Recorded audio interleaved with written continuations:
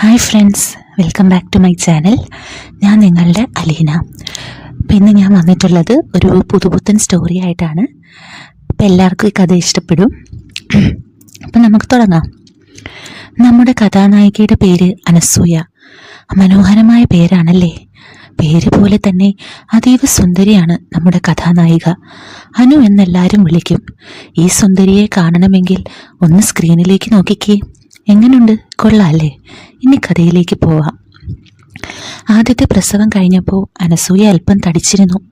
പക്ഷേ രണ്ടാമത്തെ കുട്ടിക്ക് ശേഷം തടി കുറയ്ക്കാൻ തീരുമാനിച്ചു.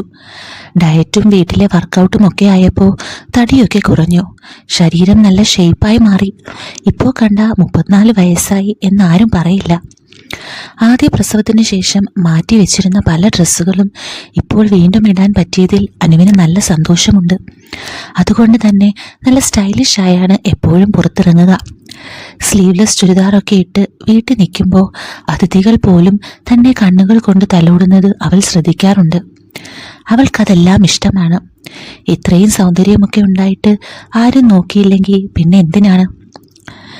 അനസൂയയും ഭർത്താവ് ഭരത്തും പിന്നെ 2 മക്കളും ടൗണിനടുത്ത് തന്നെയാണ് താമസം. ഭരത്തിന് തുണിയുടെ ബിസിനസ്സാണ്. അനസൂയയോടും മക്കളോടും നല്ല സ്നേഹമാണ്. എന്നിരുന്നാലും പുള്ളി ഒരു കൺസർവേറ്റീവ് വ്യക്തിയാണ്. എപ്പോഴും കാശ് എന്നൊരു വിചാരം മാത്രമേ ഉള്ളൂ എന്ന് അനസൂയയ്ക്ക് തോന്നാറുണ്ട്. കാശുണ്ടാക്കാനാണെങ്കിൽ അവൾക്ക് സന്തോഷമേ ഉള്ളൂ. പക്ഷേ ഭരത്തിൻ്റെ കൂടുതൽ ശ്രദ്ധയും കയ്യിലെ കാശ് പോകാതെ സൂക്ഷിക്കുന്നതിലാണ് എന്നവൾക്ക് തോന്നിയിട്ടുണ്ട്. ഒരു ബിസിനസ്മാൻ ആണെങ്കിലും റിസ്ക് എടുക്കുന്നതിൽ യാതൊരു താല്പര്യവുമില്ല. ഇടയ്ക്കൊക്കെ അനു പുള്ളിയെ ഒന്ന് ഉപദേശിക്കാൻ നോക്കിയതാണ്. പക്ഷേ അദ്ദേഹത്തിന് ദേഷ്യം വന്നു എന്നല്ലാതെ അതുകൊണ്ട് ഗുണമൊന്നും ഉണ്ടായില്ല. വല്ലാതെ ഉപദേശിക്കാൻ പറ്റുകയുമില്ല. ഭയങ്കര ദേഷ്യക്കാരനാണ്. ചിലപ്പോൾ തല്ലുക വരെ ചെയ്യും. വഴക്ക് കൂടി ജയിക്കാൻ പറ്റാതെ വരുമ്പോൾ ഭരത് കയ്യൂക്ക് കൊണ്ടാണ് ജയിക്കാറ്. ഒരിക്കൽ കരണത്തടിച്ചിട്ട് 3 ദിവസം അനസൂയ പനിച്ചു കിടന്നു. അവസാനം അയാളുടെ വാദം അംഗീകരിച്ചു കൊടുത്തപ്പോഴാണ് ഹോസ്പിറ്റലിൽ കൊണ്ടുപോകാൻ അയാൾ തയ്യാറായത്. പോരാത്തതിന് വഴക്കിന് ശേഷം കുറേ ദിവസത്തേക്ക് വാക്കുകൊണ്ടും നോക്കുകൊണ്ടും അവളെ പീഡിപ്പിച്ചുകൊണ്ടിരിക്കും. മിണ്ടാൻ പോലും പറ്റില്ല. അതുകൊണ്ട് തന്നെ വല്ലാതെ തർക്കിക്കാൻ അനസൂയ ധൈര്യപ്പെടാറില്ല. ഭരത്തിൻ്റെ മുരട്ട് സ്വഭാവം കാരണം എല്ലാം വിട്ടിട്ട് പോയാലോ എന്ന് ചിലപ്പോഴൊക്കെ അനസൂയയ്ക്ക് തോന്നാറുണ്ട്. പക്ഷേ മക്കളെ ഓർത്തും അച്ഛനമ്മമാരെ ഓർത്തും എല്ലാം ക്ഷമിച്ച് അനസൂയ തന്നെ ഒതുങ്ങാറാണ് പതിവ്. ശാന്തമായിരിക്കുന്ന സമയത്ത് വലിയ സ്നേഹമാണ് താനും. കയ്യിൽ അത്യാവശ്യം പൈസയൊക്കെ ഉണ്ടെങ്കിലും ഭരത് അനുവിന് വേണ്ടി കൂടുതലൊന്നും സ്പെൻഡ് ചെയ്യാറില്ല. ഭയങ്കര പിശുക്കാണ്. കുട്ടികൾക്ക് പോലും എന്തെങ്കിലും വേണമെങ്കിൽ കുറേ പറയണം. അതിൻ്റെ നിരാശയും അവളിലുണ്ട്. പക്ഷേ ഭർത്താവിൻ്റെ നിഴലിൽ ഒതുങ്ങിത്തീരാനൊന്നും അവൾക്ക് താല്പര്യമില്ല. എങ്ങനെയെങ്കിലും വല്ല ചില്ലറയും സംഘടിപ്പിക്കാൻ അവൾ അവളുടേതായ വഴികൾ ആലോചിക്കാറുണ്ട്. വീടിന് വടക്ക് വശത്തായി ഒരു ചെറിയ കുളം അവൾ ഉണ്ടാക്കിയിട്ടുണ്ട്. വീട്ടിൽ വേലയ്ക്ക് വരുന്ന പരമുവിനെ കൊണ്ട് ആ കുളം അവൾ വൃത്തിയാക്കി അതിൽ മീൻ വളർത്തുന്നുണ്ട്. 1 കിലോഗ്രാം ഭാരം വരുന്ന മീനുകളെ ഇടയ്ക്കിടയ്ക്ക് പരമുവിനെ കൊണ്ട് തന്നെ മാർക്കറ്റിൽ കൊണ്ടുപോയി വിൽപ്പനയ്ക്ക് കൊടുക്കാറുണ്ട്. ഓണമാകുമ്പോൾ വീടിൻ്റെ പിൻഭാഗത്തായി മഞ്ഞയും ഓറഞ്ചും മല്ലികപ്പൂക്കൾ ഉണ്ടാക്കി ടൗണിൽ കൊണ്ടുപോയി വിൽപ്പനയ്ക്ക് വെക്കാറുണ്ട്. ഇങ്ങനെ ചെറിയ തോതിൽ തനിക്കായി എന്തെങ്കിലും വരുമാനം കണ്ടെത്താൻ അനു എപ്പോഴും ശ്രമിക്കാറുണ്ട്. തൻ്റെ കസിൻ്റെ കല്യാണത്തിന് നല്ലൊരു ലെഹങ്ക അവൾ കണ്ടുവച്ചിരുന്നു. പക്ഷേ ഭരത് അതിൻ്റെ വില കേട്ട് ഞെട്ടി. ഇവിടെ പണം കായ്ക്കുന്ന മരമൊന്നുമില്ല, ഒരു കല്യാണത്തിന് ഇത്രയും വിലയുള്ള ലെഹങ്കയോ? അദ്ദേഹം ചോദിച്ചു. ഇത് ലെഹങ്ക അല്ല, അഹങ്കാരമാണ്. 2 കുട്ടികളായില്ലേ, ഇനി അല്പം അഡ്ജസ്റ്റ്മെൻറ്റിൽ ജീവിക്കാം, ഭരത് പറഞ്ഞു നിർത്തി. വേറെ ഒരു വഴിയുമില്ലാത്തതുകൊണ്ട് അനസൂയ തൻ്റെ ആഗ്രഹത്തെ മൂടി വെച്ചിരിക്കുകയായിരുന്നു. പക്ഷേ കുറച്ച് ദിവസം കഴിഞ്ഞപ്പോൾ ഇൻസ്റ്റാഗ്രാമിൽ അവളുടെ ഫ്രണ്ടായ ജിൻസി ഒരു വെഡ്ഡിംഗ് റിസപ്ഷന് ധരിച്ച ലെഹങ്ക കണ്ട് അനസൂയ പിന്നെയും പ്രലോഭിതയായി. അന്ന് വൈകുന്നേരം ജിൻസിയോട് സംസാരിച്ചു. എടി, സൂപ്പറാ. വിവാഹത്തിന് വന്ന ആൾക്കാർ നമ്മളെ തന്നെ നോക്കിയിരിക്കുന്നത് കാണുമ്പോൾ ഒരു ഫീലുണ്ട്. എത്ര പേരാന്നറിയോ? ഫുൾ ഫാൻസാണ് എനിക്കിപ്പോൾ. ലേശം വയറൊക്കെ കാണിച്ചില്ലെങ്കിൽ പിന്നെ എന്താ ഒരു രസം. ശരിക്കും അടിച്ചു പൊളിച്ചു. ജിൻസിയുടെ ആവേശമെല്ലാം അവളുടെ ശബ്ദത്തിലുണ്ട്. കസിൻ്റെ കല്യാണം വരുന്നുണ്ട്, എനിക്കും ഇങ്ങനെ ഒരു ലെഹങ്ക ധരിച്ച് ഷൈൻ ചെയ്യണം എന്നൊക്കെ ഉണ്ട്. പക്ഷേ അനു പറഞ്ഞു, എടി നിനക്ക് നന്നായി ചേരും, നീ എന്നേക്കാൾ മെലിഞ്ഞിട്ടാണല്ലോ, നല്ല ഷേപ്പുമുണ്ട്, ഇട്ടാൽ സൂപ്പറാകും. ആരെയും കൊതിപ്പിക്കാനോ രസിപ്പിക്കാനോ ഒന്നുമല്ല, എൻ്റെ സ്വന്തം ഒരു സന്തോഷത്തിന് വേണ്ടിയാണ്, അനസൂയ പറഞ്ഞു. അത് തന്നെ അടി മോളെ ഞാനും പറയുന്നത്, ജിൻസി തലകുലുക്കി. പിന്നെ നിന്റെ മുടി ഒന്ന് ചെറുതായിട്ട് ഷോർട്ട് ചെയ്താൽ മതി, നിന്റെ കഴുത്തൊക്കെ ഒന്ന് തെളിഞ്ഞ് കാണട്ടെ. അങ്ങനെ ഒരു പ്ലാനും ഉണ്ട്, അനസൂയ ആവേശത്തിലായി. എന്നാൽ പിന്നെ ഒന്നും നോക്കണ്ട മോളെ. ജിൻസിയുടെ വാക്കുകൾ കൂടി കേട്ടപ്പോൾ അനസൂയ മനസ്സിലുറപ്പിച്ചു, ലെഹങ്ക തന്നെ. കല്യാണം നടന്നു. ലെഹങ്ക ധരിച്ച് അനസൂയ കല്യാണത്തിലെ മെയിൻ അട്രാക്ഷനായി മാറി. ജിൻസി പറഞ്ഞതുപോലെ ആളുകൾ അവളെ കണ്ണെമ്മ തെറ്റാതെ നോക്കി നിന്നു. ആളുകളുടെ, പ്രത്യേകിച്ച് പുരുഷന്മാരുടെ നോട്ടം കണ്ട് പലപ്പോഴും അവൾ ചൂളിപ്പോയി. പക്ഷെ അതിനേക്കാളും തന്നെപ്പറ്റി അഭിമാനം തോന്നുകയും ചെയ്തു. നല്ല ഗാംഭീര്യത്തോടെയും തലയെടുപ്പോടെയും തൻ്റെ ശരീരം അതിൻ്റെ പൂർണ്ണ മികവിലും വടിവിലും എന്നാൽ സഭ്യമായ രീതിയിൽ അവൾ പ്രദർശിപ്പിച്ചു. 2 കുട്ടികളുടെ അമ്മയാണ് അവളെന്ന് പലർക്കും വിശ്വസിക്കാൻ കഴിഞ്ഞില്ല. കല്യാണത്തിന് ഫോട്ടോ എടുക്കാൻ വന്ന ഫോട്ടോഗ്രാഫർമാർ പലപ്പോഴും വരനെയും വധുവിനെയും തടഞ്ഞ് തനിക്ക് ചുറ്റും ക്യാമറ കണ്ണുകളുമായി വട്ടമിടുന്നത് അവൾ ശ്രദ്ധിച്ചു. ഫോട്ടോ എടുക്കുന്നതൊക്കെ കൊള്ളാം, പക്ഷെ എൻ്റെ ഫോട്ടോ എനിക്ക് തന്നെ വേണം എന്നവൾ പറഞ്ഞപ്പോൾ അവർക്ക് ഉത്സാഹമായി. നിറയെ ഫോട്ടോസ് എടുത്തു. അവളുടെ ഫോട്ടോ, ഫോൺ നമ്പറും മേടിച്ചു. രാത്രി 11 മണി ആവുന്നതിന് മുമ്പ് അവൾക്ക് അവളുടെ ഫോട്ടോസ് വാട്സാപ്പിൽ ലഭിച്ചു. ചേച്ചിയുടെ ഫോട്ടോയാണ് ഞങ്ങൾ ആദ്യം ചെയ്തത്, ബാക്കിയുള്ള ഫോട്ടോസൊക്കെ പിന്നെ, ഫോട്ടോഗ്രാഫർ പയ്യൻ പറഞ്ഞു. ഒരു ഉമ്മ സെൽഫി തിരിച്ചു വിട്ടു. സന്തോഷമാകട്ടെ, അവൾ കരുതി. കല്യാണം കഴിഞ്ഞതോടുകൂടി അനസൂയ പാപ്പരായി. കാരണം ലെഹങ്ക വാങ്ങാനായി തൻ്റെ മീൻകുളം വറ്റിച്ച് മുഴുവൻ മീനുകളെയും വിൽക്കേണ്ടി വന്നു അവൾക്ക്. ഒരു ലിപ്സ്റ്റിക് വാങ്ങണമെങ്കിൽ പോലും ഭർത്താവിനോട് ചോദിക്കേണ്ട അവസ്ഥയായി. അപ്പോഴാണ് തൻ്റെ കൂടെ പണ്ട് പഠിച്ച അനിതയുടെ വാട്സാപ്പ് സ്റ്റാറ്റസിലെ ഒരു ഫോട്ടോയിൽ അവളുടെ ശ്രദ്ധ പതിച്ചത്. അനിത ഒരു ഫംഗ്ഷനിൽ അതിഥികളിൽ ഒരാളായി നിൽക്കുന്ന ഫോട്ടോയായിരുന്നു അത്. സംസാരിച്ചപ്പോൾ അനിത പറഞ്ഞത് അവൾ ഇപ്പോൾ ബിസിനസ് ചെയ്യുകയാണെന്നാണ്. 1 ലക്ഷമായിരുന്നു ഇൻവെസ്റ്റ് ചെയ്തത്. ചെറിയ തോതിൽ തുടങ്ങിയ പരിപാടിയാണ്. പുതിയ സ്റ്റാർട്ടപ്പുകളെ പ്രോത്സാഹിപ്പിക്കാൻ ഗവൺമെൻറ് സംഘടിപ്പിച്ച പരിപാടിയിൽ അനുമോദനമൊക്കെ ലഭിച്ചു. നല്ല ആവേശത്തിൽ നിൽക്കുകയാണ് അനിത. 1 ലക്ഷത്തിൻ്റെ പ്രൊഡക്ട്സ് വീട്ടിലേക്ക് കൊറിയറായി വരും. പല ഓൺലൈൻ സൈറ്റുകളിലും വരുന്ന ഓർഡറുകൾ അവർ നമുക്ക് ഫോർവേഡ് ചെയ്യും. അതവർ പറയുന്നത് പോലെ ക്വാണ്ടിറ്റി തിരിച്ച് പാക്ക് ചെയ്ത് വിട്ടാൽ മതി. ഹെൽപ്പ് ചെയ്യാൻ ആരെങ്കിലും ഉണ്ടെങ്കിൽ പിന്നെ നമുക്കൊന്നും അറിയേണ്ട ആവശ്യമില്ല. ആദ്യത്തെ തവണ കാശ് ഇറക്കുന്നു എന്നല്ലാതെ വേറെ റിസ്ക് ഒന്നുമില്ല. ഇത് കേട്ടപ്പോൾ തന്നെ അനുവിന് മനസ്സിലായി, ഇത് തനിക്ക് ഈസി ആയിട്ട് ചെയ്യാൻ പറ്റുന്ന പണിയാണ്. 1 ലക്ഷം രൂപയ്ക്ക് എത്ര വരുമാനം കിട്ടും? അവൾ ചോദിച്ചു. 1 ലക്ഷം രൂപയ്ക്ക് 1/4 ലക്ഷം രൂപയൊക്കെ കമ്മീഷൻ കിട്ടും. പക്ഷേ 1 ലക്ഷം രൂപയ്ക്ക് അധികം പ്രൊഡക്ട്സ് ഒന്നും നമുക്ക് വരുത്താൻ കഴിയില്ല. കൂടുതൽ പ്രൊഡക്ട്സ് ഉണ്ടെങ്കിൽ എത്രയും പെട്ടെന്ന് കാര്യം നടക്കും. അതുകൊണ്ട് ഞാൻ കൂടുതൽ ഇൻവെസ്റ്റ് ചെയ്യാൻ തീരുമാനിച്ചിട്ടുണ്ട്. അനിതയുടെ ഹസ്ബൻഡ് ഗൾഫിലാണ്. അവിടെ വലിയ മെച്ചമുള്ള ജോലിയൊന്നുമല്ല. പറമ്പിലെ മരം വിറ്റ കാശ് അവളെ ഏൽപ്പിച്ചതായിരുന്നു ആദ്യത്തെ ഇൻവെസ്റ്റ്മെൻറ്റ്. അനിതയുടെ ഇൻസ്റ്റാഗ്രാം ഫോട്ടോസ് കൂടി കണ്ടപ്പോൾ അനസൂയയ്ക്ക് അവളോടുള്ള മതിപ്പ് പിന്നെയും വർദ്ധിച്ചു. എന്തൊരു മാറ്റമാണ് അനിതയ്ക്ക്! തൻ്റെ അത്രയും ഭംഗിയൊന്നുമില്ല, കഴിവുമില്ല, എന്നിട്ടും ഫംഗ്ഷനുകളിൽ നിറഞ്ഞു നിൽക്കുകയാണവൾ. ഗേൾസ് എന്ത് ഹാപ്പി ആയിട്ടാണ് അവളുടെ കൂടെ നിൽക്കുന്നത്. അവളുടെ കൂടെ നിന്ന് ഫോട്ടോ എടുക്കുന്നത് തന്നെ എന്തോ ഭാഗ്യമാണെന്നൊരു തോന്നൽ അവരുടെ എല്ലാ മുഖത്തുണ്ട്. അനിതയുടെ വാക്കുകൾ കേട്ടപ്പോൾ അനസൂയ ഒരു കാര്യം മനസ്സിലുറപ്പിച്ചു. ഇനി ഭർത്താവിൻ്റെ മുമ്പിൽ കൈ നീട്ടേണ്ട ആവശ്യമില്ല. 1 ലക്ഷം രൂപയുടെ സാധനങ്ങൾ പാക്ക് ചെയ്ത് ഡിസ്ട്രിബ്യൂട്ട് ചെയ്താൽ ചുരുങ്ങിയത് 1/4 ലക്ഷം രൂപ കിട്ടും. 2 മാസത്തിനകം 2-3 ലക്ഷം രൂപയുടെ സാധനങ്ങൾ ഈസി ആയിട്ട് വിൽക്കാൻ പറ്റുമെന്നാണ് അനിത പറഞ്ഞത്. എൻ്റെ കൂടെയാണെങ്കിൽ ഹെൽപ്പ് ചെയ്യാൻ പരമുണ്ടല്ലോ. പക്ഷേ മൂലധനം കയ്യിലില്ല എന്നതായിരുന്നു പ്രശ്നം. ലോൺ എടുക്കാം, പേഴ്സണൽ ലോണൊക്കെ ഈസി ആയിട്ട് കിട്ടും, അനിത പറഞ്ഞു. അടുത്ത ദിവസം തന്നെ അനസൂയ ബാങ്കിലേക്ക് പോയി ലോൺ കിട്ടുമോ എന്നറിയാൻ. നന്നായി മേക്കപ്പ് ഒക്കെ ഇട്ട് ഒരു സിനിമ സ്റ്റാറിനെ പോലെയാണ് പോയത്. ലുക്ക് മാത്രമേ ഉള്ളൂ, അത് കണ്ടിട്ടെങ്കിലും ലോൺ കിട്ടട്ടെ അവൾ കരുതി. മാനേജർ ഒരു ചെറുപ്പക്കാരനായിരുന്നു. അയാൾക്ക് തന്നെ ഇഷ്ടപ്പെട്ടു എന്ന് അയാളുടെ നോട്ടം കണ്ടപ്പോൾ അനസൂയയ്ക്ക് മനസ്സിലായി. പക്ഷെ അതുകൊണ്ട് കാര്യമുണ്ടായില്ല. ഇത് മാർച്ച് മാസമാണ് മാഡം. സാമ്പത്തിക വർഷം അവസാനിക്കുന്നത് കൊണ്ട് ഈ മാസം ഞങ്ങൾ ലോൺ കൊടുക്കുന്നില്ല. മാർച്ച് ഏപ്രിൽ മാസങ്ങളിൽ ഒരുപാട് കാര്യങ്ങൾ സെറ്റിൽ ചെയ്യാനുണ്ട്. അത് കഴിഞ്ഞ് മെയ് മാസത്തിലാണ് ഞങ്ങൾ ലോൺ കൊടുക്കാൻ തുടങ്ങുക. അപ്പോൾ തീർച്ചയായും തരാം, മാനേജർ പറഞ്ഞു. നിരാശയോടെ അനു വീട്ടിലേക്ക് മടങ്ങി. മാർച്ച് കഴിഞ്ഞ് ഏപ്രിൽ ആയാൽ 2 കല്യാണങ്ങൾ കൂടിയുണ്ട്. സ്കൂൾ അടച്ച് വെക്കേഷൻ ആകുന്ന സമയമാണ്. എല്ലാവരും കല്യാണത്തിന് വേണ്ടി നോക്കി വെക്കുന്നത്. ഒരുപാട് കല്യാണങ്ങൾ കൂടാനുണ്ട്. കയ്യിലാണെങ്കിൽ 5 പൈസയില്ല. ദിവസങ്ങൾ കഴിയും തോറും അനു ആകെ ടെൻഷനിലായി. ഭരത്തിനോട് പറഞ്ഞു നോക്കി. 1-2 രാത്രി അവൾ വീട്ടിൽ അത്യാവശ്യം നല്ല രീതിയിൽ പുള്ളിക്കാരനെ മയക്കാൻ നോക്കി.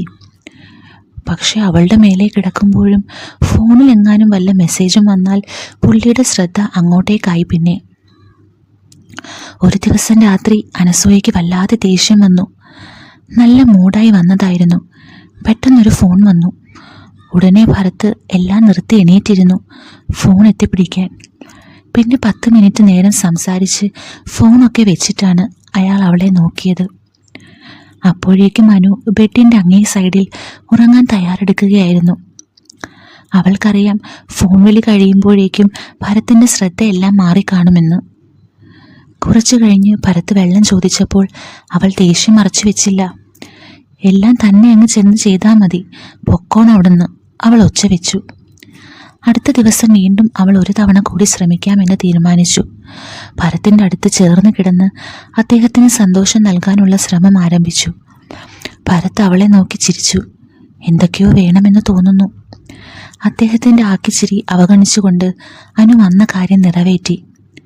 തലയാണ മന്ത്രം വർക്കൗട്ട് ചെയ്യുന്നതിൻ്റെ ഭാഗമായി അവൾ മൃദുവായി പറഞ്ഞു, ചേട്ടാ, എൻ്റെ മീൻകുളമെല്ലാം വറ്റിപ്പോയി. കുറച്ച് മീൻ കുഞ്ഞുങ്ങളെ ഇറക്കാൻ കാശ് വല്ലതും ഉണ്ടാവുമോ? അവൾ വിഷയം അവതരിപ്പിച്ചു. ഈ ചൂടത്താണോ നിനക്ക് മീൻ കൃഷി? അതൊന്നും ഇപ്പം ശരിയാവില്ല, നീ മിണ്ടാതെ പോയേ. ഭരത്തിൻ്റെ മറുപടി നിരാശപ്പെടുത്തുന്നതായിരുന്നു. Mission failed. പതിയെ അവൾ തിരിഞ്ഞു കിടന്നു. അല്ലാതെ എന്ത് ചെയ്യാൻ? അല്പം കഴിഞ്ഞ് ഭരത്തിൻ്റെ കൂർക്കം വലി അവൾ കേട്ടു. അതോടെ അവളുടെ ഉറക്കം പോയി. എങ്ങനെ കുറച്ച് കാശുണ്ടാക്കും? ആഴത്തിൽ ചിന്തിച്ചുകൊണ്ട് അനു അങ്ങനെ കിടന്നു. അടുത്ത ദിവസം അവൾ അനിതയെ വിളിച്ച് കാര്യം പറഞ്ഞു. ഒരു രക്ഷയുമില്ലടോ, എൻ്റെ ചേട്ടൻ വഴങ്ങുന്നില്ല. എന്നാൽ പിന്നെ വേറെ ആരോടെങ്കിലും കടം മേടിച്ചൂടെ? 1,00,000 രൂപയൊക്കെ ആര് കടം തരും? സ്ത്രീകൾ ചോദിച്ചാൽ ഇഷ്ടം പോലെ തരുന്ന ആളുകളുണ്ട്. അത് കേട്ട് അനസൂയ ചിരിച്ചു. മറ്റേ പണി ചെയ്യേണ്ടി വരും. അതൊന്നും വേണ്ടെന്നേ. പിന്നെ നീ നന്നായി സോപ്പിട്ടാൽ മതി. നിന്റെ ഈ ഗ്ലാമറിൽ വീഴാത്ത ആണുങ്ങളൊന്നും ഈ നാട്ടിലില്ല പൊന്നെ. അപ്പോൾ അത് ചിരിച്ചു തള്ളിയെങ്കിലും അനസൂയ പിന്നീട് അതിനെപ്പറ്റി ആലോചിച്ചു. അങ്ങനെയൊക്കെ നടക്കുമോ? നടക്കുമെങ്കിൽ തന്നെ ആരെയാണ് അങ്ങനെ ചിരിച്ചു മയക്കാൻ പറ്റുക? ആരായാലും ഭരതേട്ടൻ അറിയാതെ വേണം പൈസ മേടിക്കാൻ. അറിഞ്ഞാൽ ചേട്ടൻ തന്നെ കൊല്ലും. തിരിച്ചും മറിച്ചും ആലോചിച്ചപ്പോൾ ഇതല്ലാതെ വേറെ മാർഗമൊന്നുമില്ലെന്ന് അനസൂയയ്ക്ക് തോന്നി. കാശ് കടം ചോദിക്കാനുള്ള ആളുകളുടെ ഒരു ലിസ്റ്റ് തന്നെ അവൾ അടുത്ത ദിവസം തയ്യാറാക്കി. ഒന്ന് ടൗണിൽ ഫ്ലോർ മിൽ നടത്തുന്ന സണ്ണിയാണ്. അദ്ദേഹം ഭരതേട്ടൻ്റെ സുഹൃത്തുമാണ്. തന്നോട് നല്ല ഫ്രണ്ട്ലിയാ. തൻ്റെ പേഴ്സണൽ കാര്യത്തിന് സമീപിക്കുന്നതിൽ തെറ്റൊന്നും ഉണ്ടാവില്ല. പിന്നെ സിമൻറ്റ് ബ്ലോക്കുകൾ നിർമ്മിച്ച് വിൽക്കുന്ന ജയറാമാണ്. നല്ല കട്ട താടിയൊക്കെ വെച്ച് ഹാൻഡ്സമായി നടക്കുന്ന അദ്ദേഹം തന്നെ ഒളിക്കണ്ണുകളാൽ വീക്ഷിക്കുന്നത് അനസൂയ പലപ്പോഴും കണ്ടിട്ടുണ്ട്. 1,00,000 രൂപയൊക്കെ തനിക്ക് വേണ്ടി 1-2 മാസത്തേക്ക് മാറ്റിവെക്കാൻ അദ്ദേഹത്തിന് മടിയൊന്നും കാണില്ല. അവൾ കണക്ക് കൂട്ടി. 3-ാമത്തെ ആൾ മൻസൂർ റിയൽ എസ്റ്റേറ്റ് ബിസിനസ്മാനാണ്. തങ്ങളുടെ പറമ്പിന് പിറകിലുള്ള റോഡിൻ്റെ അപ്പുറത്തെ സ്ഥലം വാങ്ങിക്കാൻ വന്നപ്പോഴാണ് കക്ഷിയെ ആദ്യമായി പരിചയപ്പെടുന്നത്. സ്ഥലം വേറെ ആളുകൾ റാഞ്ചിയെങ്കിലും ഭരതേട്ടൻ്റെ സുഹൃത്തായി മാറിയ പുള്ളി ഇടയ്ക്കിടെ വീട്ടിൽ വരും. കുട്ടികൾക്ക് കിൻഡർ ജോയ് കണ്ടാണ് എല്ലായ്പ്പോഴും വരിക. അതുകൊണ്ട് തന്നെ കുട്ടികളുമായി നല്ല സൗഹൃദമാണ്. വീടിൻ്റെ അടുക്കള വരെ കയറി വരും. പക്ഷേ ഏറ്റവും വലിയ പേടി എന്താണെന്ന് വെച്ചാൽ, പുള്ളിയോട് കാശ് ചോദിച്ചാൽ പുള്ളി ചിലപ്പോൾ നേരെ ഭരതേട്ടനോട് പറയും. അതോടെ തീർന്നു എല്ലാം. 2 ദിവസം കഴിഞ്ഞ് ടൗണിലേക്ക് പോയ അനസൂയ ഫ്ലോർ മില്ല് സന്ദർശിച്ചു. അവളെ കണ്ട് സണ്ണി എണീറ്റു. എന്താ ഇന്ന് പരമു വീട്ടിലില്ലേ? അനുവിന് ഇവിടെ വരേണ്ട ആവശ്യമുണ്ടോ? സണ്ണി ചോദിച്ചു. ഞാൻ മില്ലിലേക്ക് വന്നതല്ല, സണ്ണിയെ കാണാൻ വന്നതാ, അനു പറഞ്ഞു. സണ്ണിയുടെ കണ്ണുകൾ വികസിക്കുന്നത് അവൾ ശ്രദ്ധിച്ചു. ആണോ, എങ്കിൽ ഇരിക്ക്, ഞാൻ ചായ പറയാം. അനസൂയ വേണ്ടെന്ന് പറഞ്ഞെങ്കിലും സണ്ണി ചായയ്ക്ക് പറഞ്ഞു. 1ഉം 2ഉം പറഞ്ഞിരിക്കുമ്പോഴേക്കും ചായ വന്നു. ചായ കുടിക്കുമ്പോൾ സണ്ണിയുടെ കണ്ണുകൾ തൻ്റെ അധരങ്ങളിൽ തന്നെ തങ്ങി നിൽക്കുന്നത് അനു കണ്ടു. ആദ്യം അവൾക്ക് വല്ലായ്മ തോന്നിയെങ്കിലും പിന്നെ ആവശ്യം തൻ്റേതാണല്ലോ എന്നോർത്ത് അവനെ നോക്കി മന്ദഹസിച്ചു. ചായ നല്ലതാണോ? സണ്ണി ചോദിച്ചു. അതെ, നല്ലതാ, അനസൂയ പുഞ്ചിരിയോടെ പറഞ്ഞു.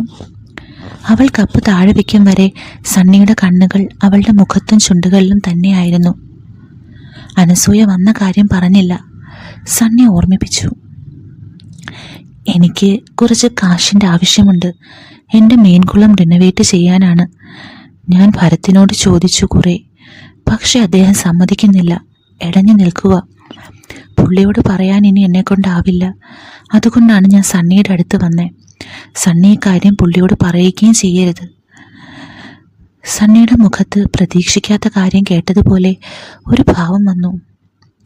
അനുവിന് എന്താവശ്യമുണ്ടെങ്കിലും എൻ്റെ അടുത്തേക്ക് വരാമല്ലോ. മീൻകുളം റിനോവേറ്റ് ചെയ്യുകയല്ലേ വേണ്ടത്. അതിനു വിഷമിക്കണ്ട, എൻ്റെ പണിക്കാരെ ഞാൻ വിട്ടുതരാം. പിന്നെ മീനെല്ലാം ആകുമ്പോൾ എനിക്ക് ഇടയ്ക്കിടയ്ക്ക് പിടിക്കാൻ തന്നാൽ മതി. ചിരിച്ചുകൊണ്ട് അയാൾ പറഞ്ഞു. സണ്ണി പൈസ ഒന്നും തരാൻ പോകുന്നില്ലെന്ന് അനുവിന് മനസ്സിലായി. അടുത്ത ദിവസം തന്നെ സണ്ണിയുടെ ജോലിക്കാരിൽ ഒരാൾ അനസൂയയുടെ വീട്ടിലെത്തി. അവൾക്ക് ആദ്യം താല്പര്യമൊന്നും ഉണ്ടായില്ല. പിന്നെ മനസ്സില്ലാ മനസ്സോടെ സമ്മതിച്ചു. അന്ന് തന്നെ വൈകുന്നേരം വേറെയും ആളുകൾ വന്ന് കുളമെല്ലാം വൃത്തിയാക്കി. ഒരു ഗുഡ്സ് നിറയെ മണലും ഇറക്കി. പിന്നെ ഷീറ്റ് വിരിച്ച് സൈഡുകളിൽ ഇഷ്ടികയും വെച്ച് സെറ്റാക്കി വെള്ളം നിറച്ചു. 3-ാം ദിവസം രാവിലെ അനസൂയ നോക്കുമ്പോൾ കുളം റെഡി, വെള്ളം റെഡി. ഇനി മീൻ കുഞ്ഞുങ്ങളെ ഇട്ടാൽ മതി. അന്ന് വൈകുന്നേരം സണ്ണിയുടെ ഫോൺ വന്നു. എന്തായി അനു, കുളം റെഡിയായോ? ഞാനൊന്നും അറിഞ്ഞില്ല സണ്ണി, അത്രയും പെട്ടെന്നായിരുന്നു എല്ലാം. താങ്ക്സ് എ ലോട്ട്, അവൾ പറഞ്ഞു. ഒരു നന്ദിയിലെല്ലാം ഒതുക്കാൻ പറ്റുമോ? ഇല്ലെന്നറിയാം, എല്ലാം ഒന്ന് ശരിയാകട്ടെ ആദ്യം. അതെ അതെ, ഭരത്തുണ്ടോ അവിടെ? ഇല്ല, വന്നിട്ടില്ല. വരുമ്പോൾ ഞാൻ അന്വേഷിച്ചു എന്ന് പറയണം. വേണ്ട, ഞാൻ പറയുന്നില്ല. അതെന്താ? അദ്ദേഹം അറിയണ്ട. ഞാൻ പറഞ്ഞില്ലേ, പുള്ളി ദേഷ്യപ്പെടും. അനു പേടിക്കേണ്ട, രഹസ്യങ്ങൾ സൂക്ഷിക്കുന്നതിൽ എന്നെ കഴിഞ്ഞേയുള്ളൂ ആരും. സണ്ണി ഒരു താളത്തിൽ എന്ന പോലെ പറഞ്ഞു. എനിക്കത് കേട്ടാൽ മതി. അപ്പോൾ ഇനി എനിക്കുള്ള ട്രീറ്റും രഹസ്യമായിരിക്കുമല്ലോ. ട്രീറ്റോ? പിന്നെ മീൻകുളം റെഡിയായാൽ എനിക്ക് ട്രീറ്റ് ഉണ്ടാവില്ലേ? ഓ അങ്ങനെ, പിന്നെന്താ? എനിക്ക് സ്കോച്ചാണ് ഇഷ്ടം കേട്ടോ. എൻ്റെ ദൈവമേ, വലിയ ട്രീറ്റാണല്ലോ. പിന്നെ തരില്ലേ? ഞാൻ ആലോചിക്കട്ടെ. അനു എന്ത് തന്നാലും ഞാൻ റെഡിയാണ്. സണ്ണിയുടെ സ്വരം കൂടുതൽ സോഫ്റ്റ് ആവുന്നത് അനസൂയ ശ്രദ്ധിക്കാതിരുന്നില്ല. വൈഫിനെ പറ്റി ചോദിച്ചാലോ എന്ന് വിചാരിച്ചു. പിന്നെ വേണ്ടെന്ന് വെച്ചു. വൈഫ് വീട്ടിലില്ല, ഒറ്റയ്ക്ക എന്നൊക്കെ പറഞ്ഞു കളഞ്ഞാലോ. ഫോൺ വെച്ച് ഹാളിൽ ഒറ്റയ്ക്കിരിക്കുമ്പോൾ കൊടുക്കുന്ന ട്രീറ്റിനെ പറ്റി ആലോചിച്ചു. എന്താവും അദ്ദേഹം പ്രതീക്ഷിക്കുന്നത്? സ്കോച്ച് ഇഷ്ടമാണത്രേ. സണ്ണിയുടെ കൂടെ രഹസ്യമായി സ്കോച്ച് കഴിച്ചിരിക്കുന്നത് അവൾ സങ്കല്പിച്ചു. വെറും സ്കോച്ച് മാത്രമാണോ സണ്ണിയുടെ ലക്ഷ്യം? തൻ്റെ മുഖത്തും ചുണ്ടിലും പരതി നടക്കുന്ന സണ്ണിയുടെ കണ്ണുകൾ ഓർമ്മ വന്നു. അല്ല, സ്കോച്ച് മാത്രമാവില്ല ലക്ഷ്യം. മീൻകുളം വൃത്തിയാക്കുകയും അതിൽ പുതിയ മീൻ ഇറക്കുകയും ചെയ്യുന്നത് അനസൂയയുടെ ലിസ്റ്റിലുള്ള കാര്യമല്ലായിരുന്നു. കാരണം മീൻ ഇപ്പോൾ ഇറക്കിയാൽ തന്നെ അത് വലുതായിട്ട് വേണ്ടേ വല്ല ലാഭവും കിട്ടാൻ. അപ്പോഴത്തേക്ക് കുട്ടികളുടെ വെക്കേഷൻ മുഴുവൻ കഴിഞ്ഞു പോകും, കല്യാണങ്ങളും കഴിഞ്ഞു പോകും. അടുത്ത ദിവസം ജയറാമിനെ കാണാൻ അവൾ തീരുമാനിച്ചു. ശ്രമം ഉപേക്ഷിക്കുന്ന പരിപാടിയില്ല. അവൾ ചെല്ലുമ്പോൾ ജയറാം സ്ഥലത്തില്ലായിരുന്നു. അരമണിക്കൂർ കഴിഞ്ഞ് കാത്തിരുന്നെങ്കിലും നിരാശയായിരുന്നു ഫലം. അവിടുത്തെ ജോലിക്കാരൻ ഫോണിൽ ജയറാമിനെ വിളിച്ച് അനുവിന് സംസാരിക്കാൻ കൊടുത്തു. എനിക്കൊന്ന് കാണണമായിരുന്നു, ഒരു ചെറിയ ആവശ്യമുണ്ട്. ആയിക്കോട്ടെ, പറഞ്ഞോളൂ. പക്ഷേ ഇത് ഫോണിൽ പറയാൻ അനസൂയയ്ക്ക് മനസ്സ് വന്നില്ല, പ്രത്യേകിച്ച് ജോലിക്കാരൻ നോക്കി നിൽക്കുമ്പോൾ. ഫോണിലല്ല, നേരിട്ട് അവൾ പറഞ്ഞു. ശരി, എന്നാൽ ഞാൻ വന്നിട്ട് വിളിക്കാം. ഇപ്പോൾ അനസൂയെ പൊക്കോളൂ. അനു വീട്ടിലേക്ക് പോയി. വൈകുന്നേരമായിട്ടും ജയറാമിൻ്റെ ഫോണൊന്നും വന്നില്ല. അയാൾക്ക് തിരക്കായിരിക്കുമെന്ന് അനസൂയയ്ക്ക് തോന്നി. പിന്നെ അവൾ മൻസൂറിനെ വിളിച്ചു. മൻസൂർ, 1,00,000 രൂപ 2 മാസത്തേക്ക് തിരിക്കാനുണ്ടാകുമോ? മറച്ചു വെക്കാതെ അനസൂയ കാര്യം പറഞ്ഞു. പിന്നെന്താ, അനു ചോദിച്ചാൽ ഞാൻ എന്തും തരും. പക്ഷേ ഇപ്പോൾ എൻ്റെ കയ്യിൽ 50 രൂപയേ ഉള്ളൂ. ബാക്കി ഒരിടത്ത് കുടുങ്ങിക്കിടക്കുകയാണ്. ഒരാഴ്ച കഴിഞ്ഞാൽ കിട്ടുമെന്നാണ് പ്രതീക്ഷിക്കുന്നത്. അപ്പോൾ തന്നാൽ പോരെ? അനസൂയയ്ക്ക് സന്തോഷമായി. മതി, ഒരാഴ്ച കഴിഞ്ഞു മതി. താങ്ക്സ് മൻസൂർ. 50 എപ്പോഴാണ് വേണ്ടത്? മൻസൂറിൻ്റെ സൗകര്യം പോലെ. നാളെ ഞാൻ നിങ്ങളുടെ വീടിനടുത്തുള്ള ഒരു പ്രോപ്പർട്ടി നോക്കാൻ വരുന്നുണ്ട്. ഞാൻ വിളിക്കാം. അടുത്ത ദിവസം 10 മണിയോടുകൂടി മൻസൂറിൻ്റെ ഫോൺ വന്നു. ഉടനെ അനസൂയ അങ്ങോട്ട് പോയി. മഞ്ഞയിൽ വെള്ള ഡിസൈനുള്ള ടോപ്പും വെള്ള ലെഗിങ്സും ധരിച്ചാണ് അവൾ പോയത്. ടൗണിൽ നിന്ന് ഓട്ടോ വിളിച്ചു. പറഞ്ഞ സ്ഥലത്ത് തന്നെ മൻസൂർ അവളെ കാത്തു നിൽപ്പുണ്ടായിരുന്നു. ഓട്ടോക്കാരനെ അയാൾ പറഞ്ഞു വിട്ടു. തിരിച്ചു പോകാനുള്ള ഓട്ടോ ഞാൻ വിളിച്ചു തരാം. എൻ്റെ കയ്യിൽ ഫോൺ നമ്പറുണ്ട്, മൻസൂർ പറഞ്ഞു. അവൻ്റെ കണ്ണുകൾ അവളിൽ തന്നെയായിരുന്നു. അനസൂയ അവനെ നോക്കി ചിരിച്ചു. എന്താ ആദ്യമായിട്ട് കാണുന്ന പോലെ നോക്കുന്നത്? സത്യം പറയാലോ, ഞാൻ വിചാരിച്ചു ഏതോ സിനിമാ നടി ഓട്ടോയിൽ വന്നിറങ്ങുകയാണെന്ന്. ഒന്ന് പോ മൻസൂർ, അനസൂയ ചിരിച്ചുകൊണ്ട് പറഞ്ഞു. മൻസൂർ അടുത്തുള്ള ഒരു പറമ്പ് ചൂണ്ടിക്കാണിച്ചു. ഇതാണ് പ്രോപ്പർട്ടി, ഒന്ന് കണ്ടാലോ? എന്താ ഇവിടെ? അനസൂയ ചോദിച്ചു. ഈ പ്രോപ്പർട്ടി കാണാൻ ഇന്നൊരു ഫാമിലി വരുന്നുണ്ട്. നമുക്ക് അവരെ ഒന്ന് കണ്ടു കളയാം. ഞാനും ഇതിൻ്റെ ഭാഗമാണോ? അവിടെ നിൽക്കണോ അതോ പോണോ എന്ന് അനസൂയയ്ക്ക് നിശ്ചയമുണ്ടായിരുന്നില്ല. അതെ, തൻ്റേത് നല്ല ഭംഗിയുള്ള, ആർക്കും നോ പറയാൻ പറ്റാത്ത മുഖമല്ലേ. താനുണ്ടെങ്കിൽ എൻ്റെ ഇന്നത്തെ ഡീല് സക്സസ് ആവാൻ സാധ്യത കൂടും. അവളുടെ കണ്ണുകളിൽ നോക്കിക്കൊണ്ടാണ് മൻസൂർ സംസാരിച്ചത്. അനസൂയ പുഞ്ചിരിച്ചു. മൻസൂർ ചൂണ്ടിക്കാണിച്ച പറമ്പ് റോഡരികിൽ തന്നെ ആയിരുന്നെങ്കിലും അതിലേക്കുള്ള ഗേറ്റ് റോഡിലേക്ക് തുറക്കുന്നതായിരുന്നില്ല. ഒരു ചെറിയ ഇടവഴിയിലൂടെ 30ഓളം മീറ്റർ നടന്നപ്പോഴാണ് ഗേറ്റിലെത്തിയത്. ഇതെന്താ ഇങ്ങനെ? അനസൂയ ചോദിച്ചു. കിഴക്കിന് അഭിമുഖമായി പണിത വീടാണ്. വാസ്തുശാസ്ത്രത്തിൽ നല്ല വിശ്വാസമുള്ള ആളായിരുന്നു ഇതിൻ്റെ ഓണർ. ഇങ്ങനെയൊക്കെ ചെയ്തിട്ടും ഇത് വിൽക്കേണ്ട ഗതികേട് വന്നല്ലോ. അതിന് ഗതികേട് കൊണ്ടാണ് വിൽക്കുന്നതെന്ന് ആര് പറഞ്ഞു? മൻസൂർ പുഞ്ചിരിച്ചു. അവരിപ്പോൾ താമസിക്കുന്നത് ഇതിലും വലിയ വീട്ടിലാണ്. അനസൂയ കണ്ണുകൾ വിടർത്തി അയാളെ നോക്കി. അല്ലേലും ഓണർക്ക് മോശം സമയമാണെന്ന് ബ്രോക്കർ സമ്മതിക്കില്ലല്ലോ. വാങ്ങാൻ വരുന്നവർ വില കുറച്ച് പറയില്ലേ? അവൾ ചോദിച്ചു. മൻസൂർ അവളെ നോക്കി തലയാട്ടി. കൊള്ളാലോ ആള്, ബിസിനസ്സിൽ നല്ല ഭാവി കാണുന്നുണ്ട്. അനസൂയ ചിരിച്ചു. ഗേറ്റ് കടന്ന് അവർ വീടിനടുത്ത് എത്തിയിരുന്നു. ഒരൊറ്റ നില വീട്. വീടും പരിസരവും നല്ല വൃത്തിയായി കാണപ്പെട്ടു. 3 വശവും തുറന്ന അല്പം ഉയർന്നു നിൽക്കുന്ന സിറ്റൗട്ട്, അതിലേക്ക് കയറാൻ സ്റ്റെപ്പുകൾ. മൻസൂർ താക്കോലെടുത്ത് വാതിൽ തുറക്കുന്നത് കണ്ടപ്പോഴാണ് വീട്ടിൽ ആരുമില്ല എന്ന കാര്യം അനസൂയ അറിഞ്ഞത്. അവൾക്ക് ചെറിയ പരിഭ്രമം തോന്നി. അവളുടെ പരിഭ്രമം മനസ്സിൽ കണ്ടിട്ടാകണം മൻസൂർ പറഞ്ഞു. വീടിങ്ങനെ തുറക്കുന്നേ ഉള്ളൂ അനു. അവർ വരും വരെ നമുക്ക് സിറ്റൗട്ടിൽ തന്നെ ഇരിക്കാം. മൻസൂർ പറഞ്ഞതുപോലെ അല്പം കഴിഞ്ഞപ്പോൾ ഒരു കുടുംബം വന്നു. ഭർത്താവും ഭാര്യയും. ഭർത്താവ് മുമ്പേ തന്നെ വീട് സന്ദർശിച്ചതാണ്. ഇപ്പോൾ ഭാര്യയെ കൂടി കാണിക്കാൻ കൊണ്ടുവന്നതാണ്. അനസൂയയല്ലേ? എന്താ ഇവിടെ? വന്ന ആളുടെ ചോദ്യം കേട്ട് അനസൂയ ഒന്ന് പതറി. അവൾക്ക് അയാളെ പരിചയമൊന്നും ഉണ്ടായില്ല. എന്തു പറയും? മൻസൂറിൻ്റെ കയ്യിൽ നിന്ന് കാശ് കടം മേടിക്കാൻ വന്നതാണെന്ന് പറയാൻ പറ്റില്ലല്ലോ. എന്നെ എങ്ങനെ അറിയാം? ഞാൻ കണ്ടിട്ടുണ്ട്. ഭരത്തിൻ്റെ വൈഫല്ലേ? അതെ, സോറി കേട്ടോ, എനിക്ക് മനസ്സിലായില്ല. അത് സാരമില്ല, നമ്മൾ അങ്ങനെ പരിചയമൊന്നുമില്ലല്ലോ.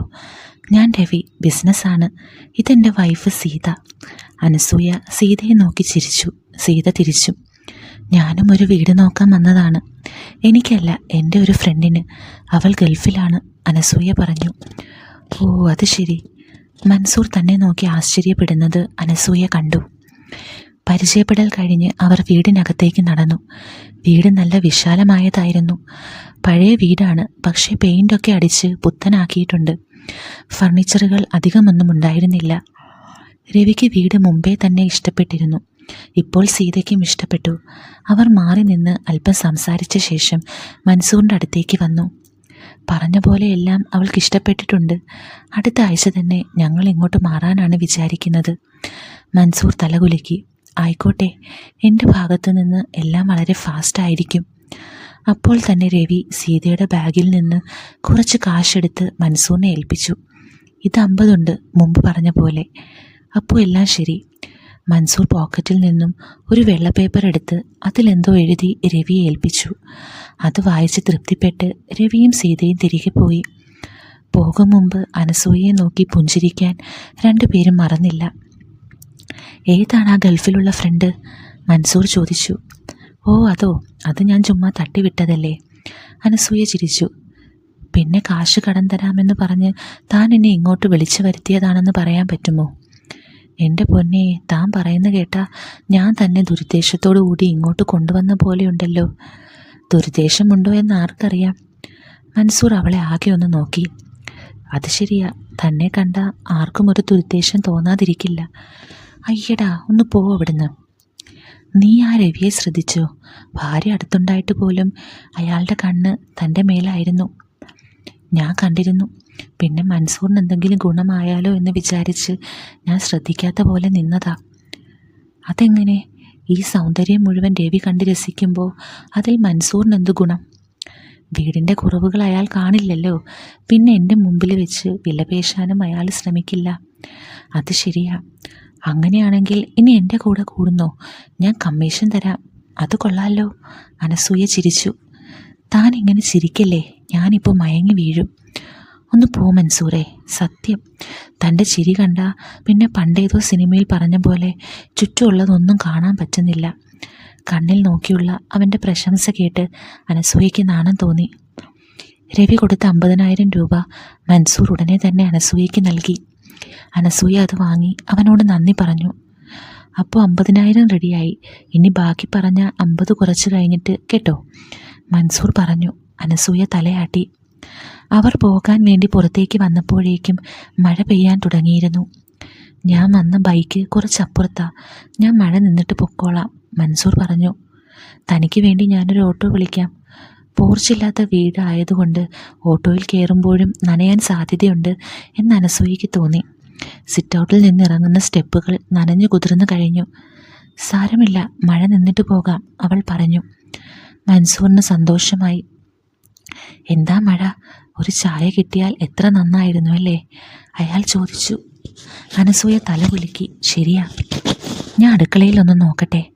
മൻസൂർ അകത്തേക്ക് നടന്നു. അനസൂയയും പിന്നാലെ ചെന്നു. അടുക്കളയിൽ ഇലക്ട്രിക് കുക്ക് ടോപ്പ് ഉണ്ടായിരുന്നു. കുറച്ച് പാത്രങ്ങളും മുകളിലെ ഷെൽഫിൽ ചായപ്പൊടിയും പഞ്ചസാരയും ഉണ്ടായിരുന്നു. അടിപൊളി, കട്ടൻ ഉണ്ടാക്കാനുള്ള സെറ്റപ്പുണ്ട്, മൻസൂർ ആവേശത്തിൽ പറഞ്ഞു. അയാൾ ഉടനെ തന്നെ ഒരു പാത്രത്തിൽ അല്പം വെള്ളം എടുത്ത് ചൂടാക്കാൻ വെച്ചു. ചായ ഉണ്ടാക്കി. അനസൂയ അടുത്ത് തന്നെ നോക്കി നിന്നു. മൻസൂറിന് ചായ ഇടാനൊക്കെ അറിയാമല്ലോ. പിന്നെ എനിക്ക് പല കഴിവുകളുമുണ്ട്. അത് ശരിയാ, ഒരു കഴിവ് ഞാനിപ്പോൾ കണ്ടു. മുഖത്ത് നോക്കി ആരെയും പ്രശംസിക്കാനുള്ള കഴിവ്. ആ കഴിവ് തൻ്റെ കൂടെ നിന്ന ആർക്കും വരും. താനെന്താ സിനിമയിലൊന്നും ട്രൈ ചെയ്യാത്തെ? ദേ പിന്നെയും, അനസൂയ ചിരിച്ചു. ചായ 2 കപ്പിലേക്ക് ഒഴിച്ച് ഒന്ന് അയാൾ അനസൂയയ്ക്ക് നൽകി. പുറത്ത് കാറ്റ് വീഴുന്നുണ്ടായിരുന്നു. വെള്ളത്തുള്ളികൾ വീണ് സിറ്റൗട്ട് ആകെ നനഞ്ഞിരുന്നു. സിറ്റൗട്ടിലെ കസേര 2 ഹാളിലേക്കിട്ട് അവർ അവിടെ ഇരുന്ന് ചായ കുടിച്ചു. കട്ടൻ ചായ നല്ല രസമുണ്ടായിരുന്നു. എന്തൊരു വൈബ്, പ്രണയം കിനിയുന്ന കാലാവസ്ഥ അല്ലേ, മൻസൂർ ചോദിച്ചു. അനസൂയ അയാളെ നോക്കി. കവിക്ക് ആരോടാണ് പ്രണയം തോന്നുന്നത്? ഇവിടെ ഇപ്പോൾ ഭവതി മാത്രമല്ലേ ഉള്ളൂ. അയ്യടാ, എന്നിട്ട് എനിക്ക് അങ്ങനെ തോന്നുന്നില്ലല്ലോ. സാരമില്ല, പതിയെ തോന്നിക്കോളും. അതാണ് മഴയുടെ ശക്തി. അനസൂയ മുഖത്ത് ഗൗരവം ഭാവിച്ച് ചായയിലേക്കൊന്ന് നോക്കി. താൻ ഈ ചായയിലൊന്നും ഇട്ടിട്ടൊന്നുമില്ലല്ലോ. ഇല്ല. എന്തേ? അല്ല, മൻസൂറിൻ്റെ ഈ കോൺഫിഡൻസ് കണ്ടിട്ട് തോന്നിയതാണ്. മൻസൂർ ചിരിച്ചു. ഐഡിയ തന്നതിന് നന്ദി. അടുത്ത തവണ അങ്ങനെ ചെയ്യാം. ഞാൻ കേട്ടിട്ടുണ്ട്, സ്ത്രീകൾ നമുക്ക് ക്ലൂ തരും, പുരുഷന്മാർ അതനുസരിച്ച് ആക്ട് ചെയ്താൽ മതി. അനസൂയയും ചിരിച്ചു. ഏത് പുസ്തകത്തിലാണ് അങ്ങനെ എഴുതിയിട്ടുള്ളത്? അതെനിക്ക് ഓർമ്മയില്ല. അത് വായിച്ചിട്ട് ഇപ്പോഴാ ഒരു പ്രയോജനം കിട്ടിയത്. ഇങ്ങനെയൊക്കെ സംസാരിച്ചാൽ ഈ ബ്രോക്കറുടെ പ്രോപ്പർട്ടി ആരും വാങ്ങിയില്ലേലും ഇരുന്ന് ഫ്ലേർട്ട് ചെയ്യാൻ ഒരുപാട് പെണ്ണുങ്ങളെ കിട്ടുമായിരിക്കും അല്ലേ? ഒരുപാട് എണ്ണത്തിനൊന്നും വേണ്ട, ഒരെണ്ണമുണ്ട് വീട്ടിൽ, അത് മതി. പ്രേമിച്ച് കിട്ടിയതാണോ? അനസൂയയുടെ ചോദ്യം കേട്ട് അയാൾ അവളെ നോക്കി. എങ്ങനെ മനസ്സിലായി? തോന്നി. ഇങ്ങനെ ഒരു മഴക്കാലത്താണ് ഞാൻ എൻ്റെ ആദ്യത്തെ ഗേൾഫ്രണ്ടിനെ കണ്ടത്. കോളേജിൻ്റെ വരാന്തയിൽ കുടയൊന്നുമില്ലാതെ അങ്ങനെ അന്തം വിട്ട് നിൽക്കുമ്പോൾ അവളും ഉണ്ടായിരുന്നു അതേപോലെ. ആദ്യം ഒന്നും മിണ്ടിയില്ല രണ്ടുപേരും. പിന്നെ അങ്ങനെ ഒന്നും രണ്ടും പറഞ്ഞ് അനസൂയ അയാളെ തന്നെ നോക്കിയിരുന്നു. അയാൾ തന്നെ നോക്കുമ്പോഴാകട്ടെ തൻ്റെ ഉള്ളിലേക്കാണ് അയാളുടെ കണ്ണുകൾ ഇറങ്ങി വരുന്നത് എന്നവൾക്ക് തോന്നി. ആദ്യത്തെ ഗേൾഫ്രണ്ട്, അതെന്താ അവളെ കെട്ടാതിരുന്നത്? അവൾ ചോദിച്ചു. അവൾ ഹിന്ദു ആയിരുന്നു. വീട്ടിൽ പ്രശ്നമല്ലേ? ഓ, അത് ശരി. കഷ്ടമായി പോയല്ലോ. അത് സാരമില്ല, അവസാനം കിട്ടിയത് അതിലേറെ സൂപ്പറായിരുന്നു. അതാരാ? അതാണ് എൻ്റെ ഭാര്യ. അനസൂയ ചിരിച്ചു. ശരിക്കും പറഞ്ഞതാണോ? അതേടോ, എൻ്റെ ഭാര്യ അടിപൊളിയാ. അനസൂയയ്ക്ക് അയാളുടെ മുഖത്ത് നിന്ന് കണ്ണെടുക്കാൻ തോന്നിയില്ല. തൻ്റെ ഭാര്യ അടിപൊളിയാണെന്ന് വേറൊരു പെണ്ണിനോട് പറയുന്ന ഭർത്താവാണ് അതിലേറെ അടിപൊളി. അനസൂയയുടെ ഭരത്തെന്താ അങ്ങനെ പറയില്ലേ? ആവോ, എനിക്കറിയില്ല. മൻസൂർ ഒന്ന് ചോദിച്ചു നോക്കൂ. ഞാൻ ചോദിച്ചു നോക്കാം. അടിപൊളിയാണെന്ന് പറഞ്ഞാൽ ഞാൻ അത്ഭുതപ്പെടില്ല. അല്ല എന്ന് പറഞ്ഞാലോ? ഞാൻ വിശ്വസിക്കില്ല. അയാളുടെ നടു പുറത്തിനിട്ടൊരു ചവിട്ടും കൊടുക്കും. അനസൂയ ഉറക്കി ചിരിച്ചു. അനസൂയയുടെ ഫസ്റ്റ് ലവ് എങ്ങനെയായിരുന്നു? മൻസൂർ ചോദിച്ചു. അനസൂയ അയാളെ നോക്കി. അങ്ങനെയൊന്നും ഉണ്ടായിരുന്നെന്നെങ്ങനെ? അതൊക്കെ ഇയാളെ കണ്ടാൽ തന്നെ മനസ്സിലാവും. ഇയാൾ അതിനുള്ള മെറ്റീരിയലാണ്. അനസൂയ തൻ്റെ കാൽച്ചുവട്ടിലെ തറയിലേക്ക് നോക്കി പുഞ്ചിരിച്ചു. മടിച്ചാണ് പിന്നെ സംസാരിച്ചത്. കോളേജിലായിരുന്നു ഞാൻ പോകുന്ന ബസ്സിലാണ് പുള്ളിയും പോയിരുന്നത്. അങ്ങനെ എന്നും കണ്ട് സംസാരിച്ച്, പക്ഷെ അത്ര സീരിയസ് ഒന്നും ആയില്ല. അതിനു മുമ്പേ നിർത്തി. ഷെടാ, ആരാ വില്ലൻ? അച്ഛനോ അതോ അമ്മയോ? അനസൂയ ചിരിച്ചു. രണ്ടുപേരുമല്ല, ഞാൻ തന്നെയായിരുന്നു. മൻസൂർ അവളെ അത്ഭുതത്തോടെ നോക്കി.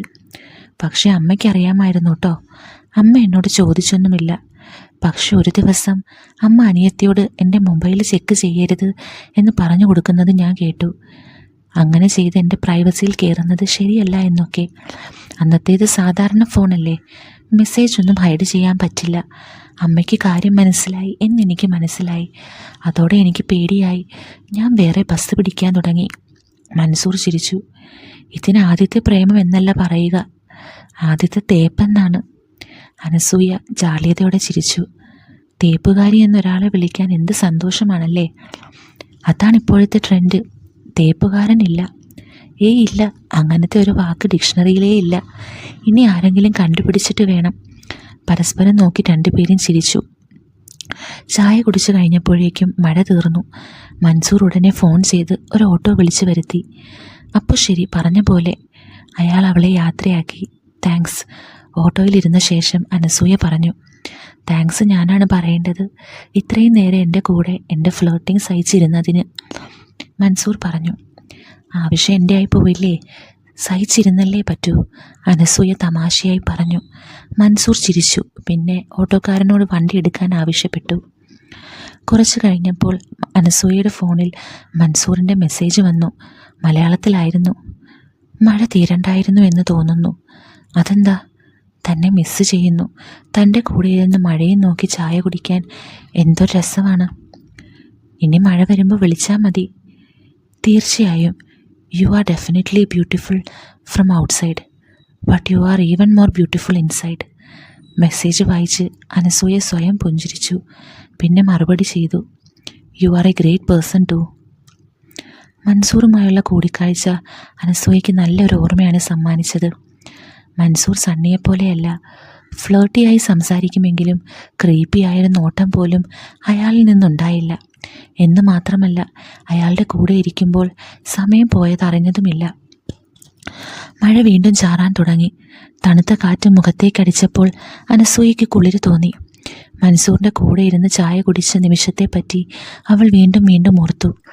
ഭരത്തിൻ്റെ കൂടെ ഒരിക്കലും അങ്ങനെയൊന്നും ഇരിക്കാൻ ഇതുവരെ സാധിച്ചിട്ടില്ല.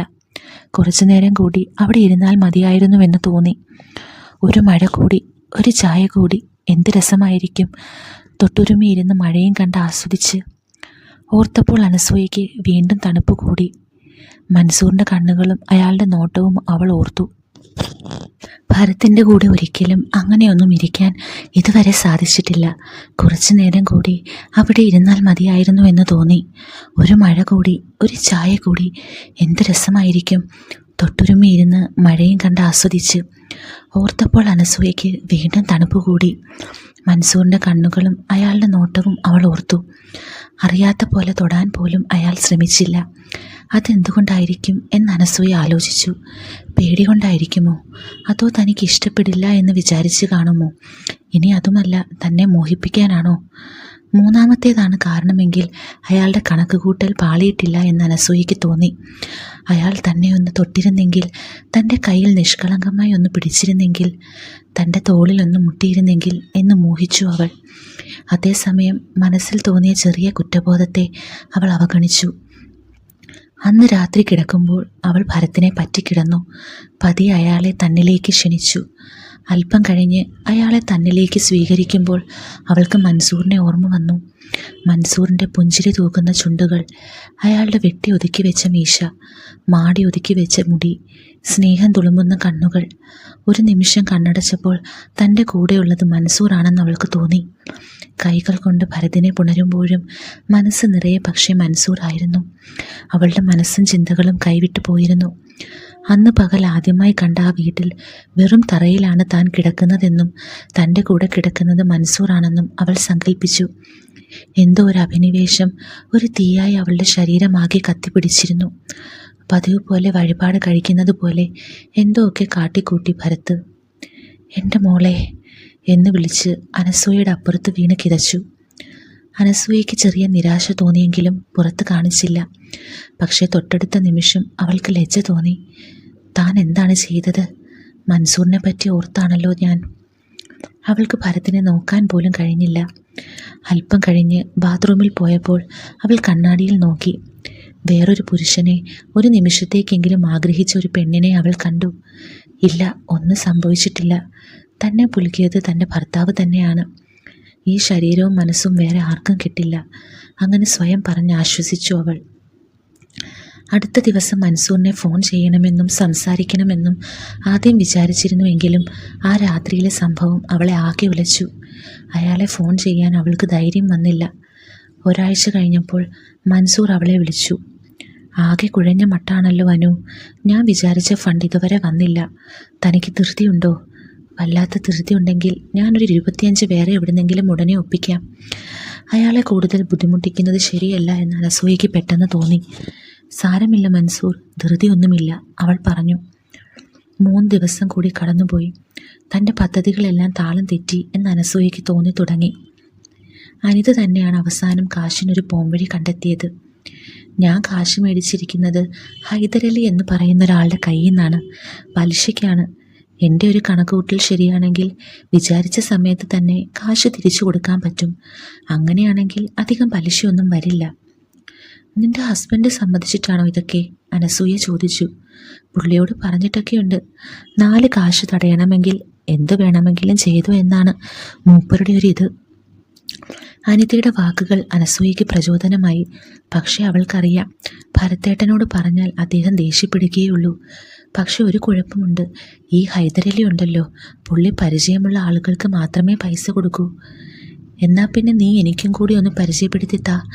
അനിത ഒന്ന് ചിരിച്ചു.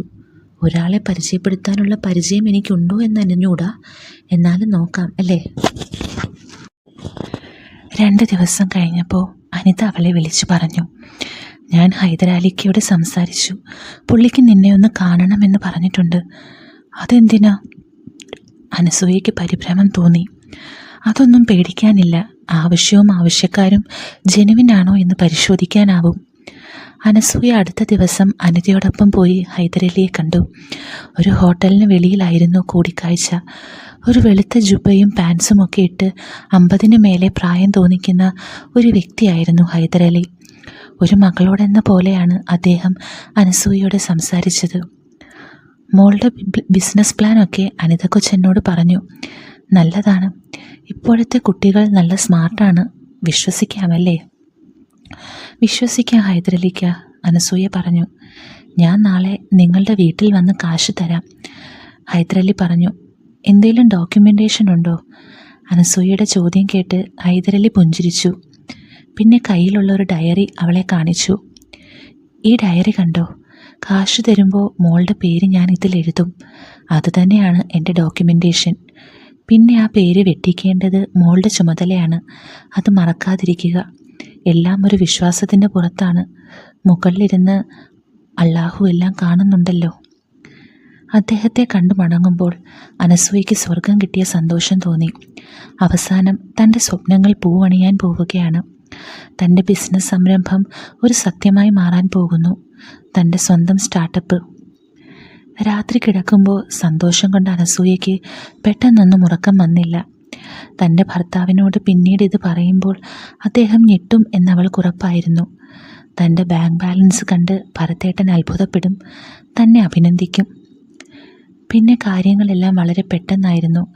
2 ദിവസം കഴിഞ്ഞപ്പോൾ ഹൈദരലി വീട്ടിൽ വന്ന് പണം കൈമാറി.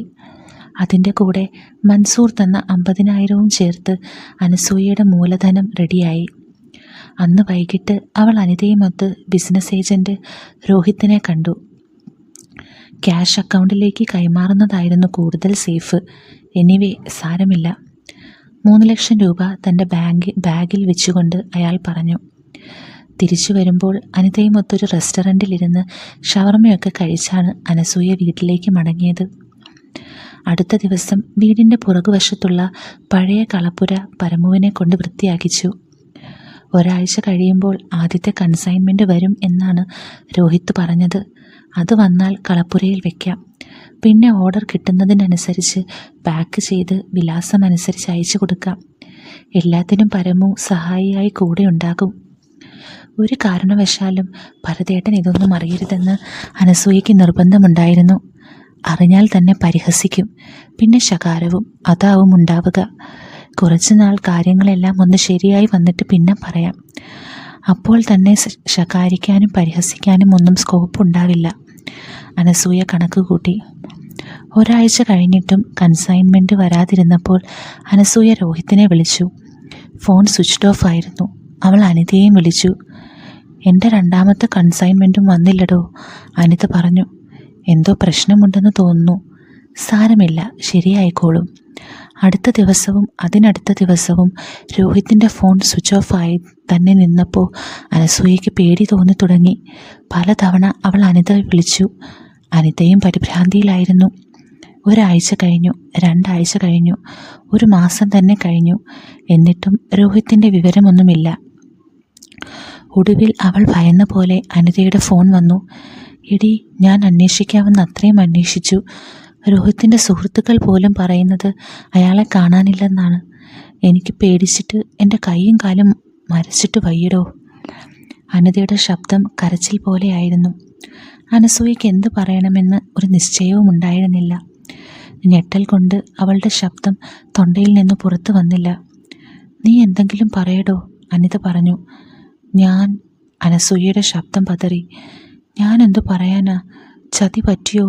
അവൻ ചതിച്ചോ മോളെ? എൻ്റെ ഈശ്വര, ഞാൻ ഇനി എന്ത് ചെയ്യും?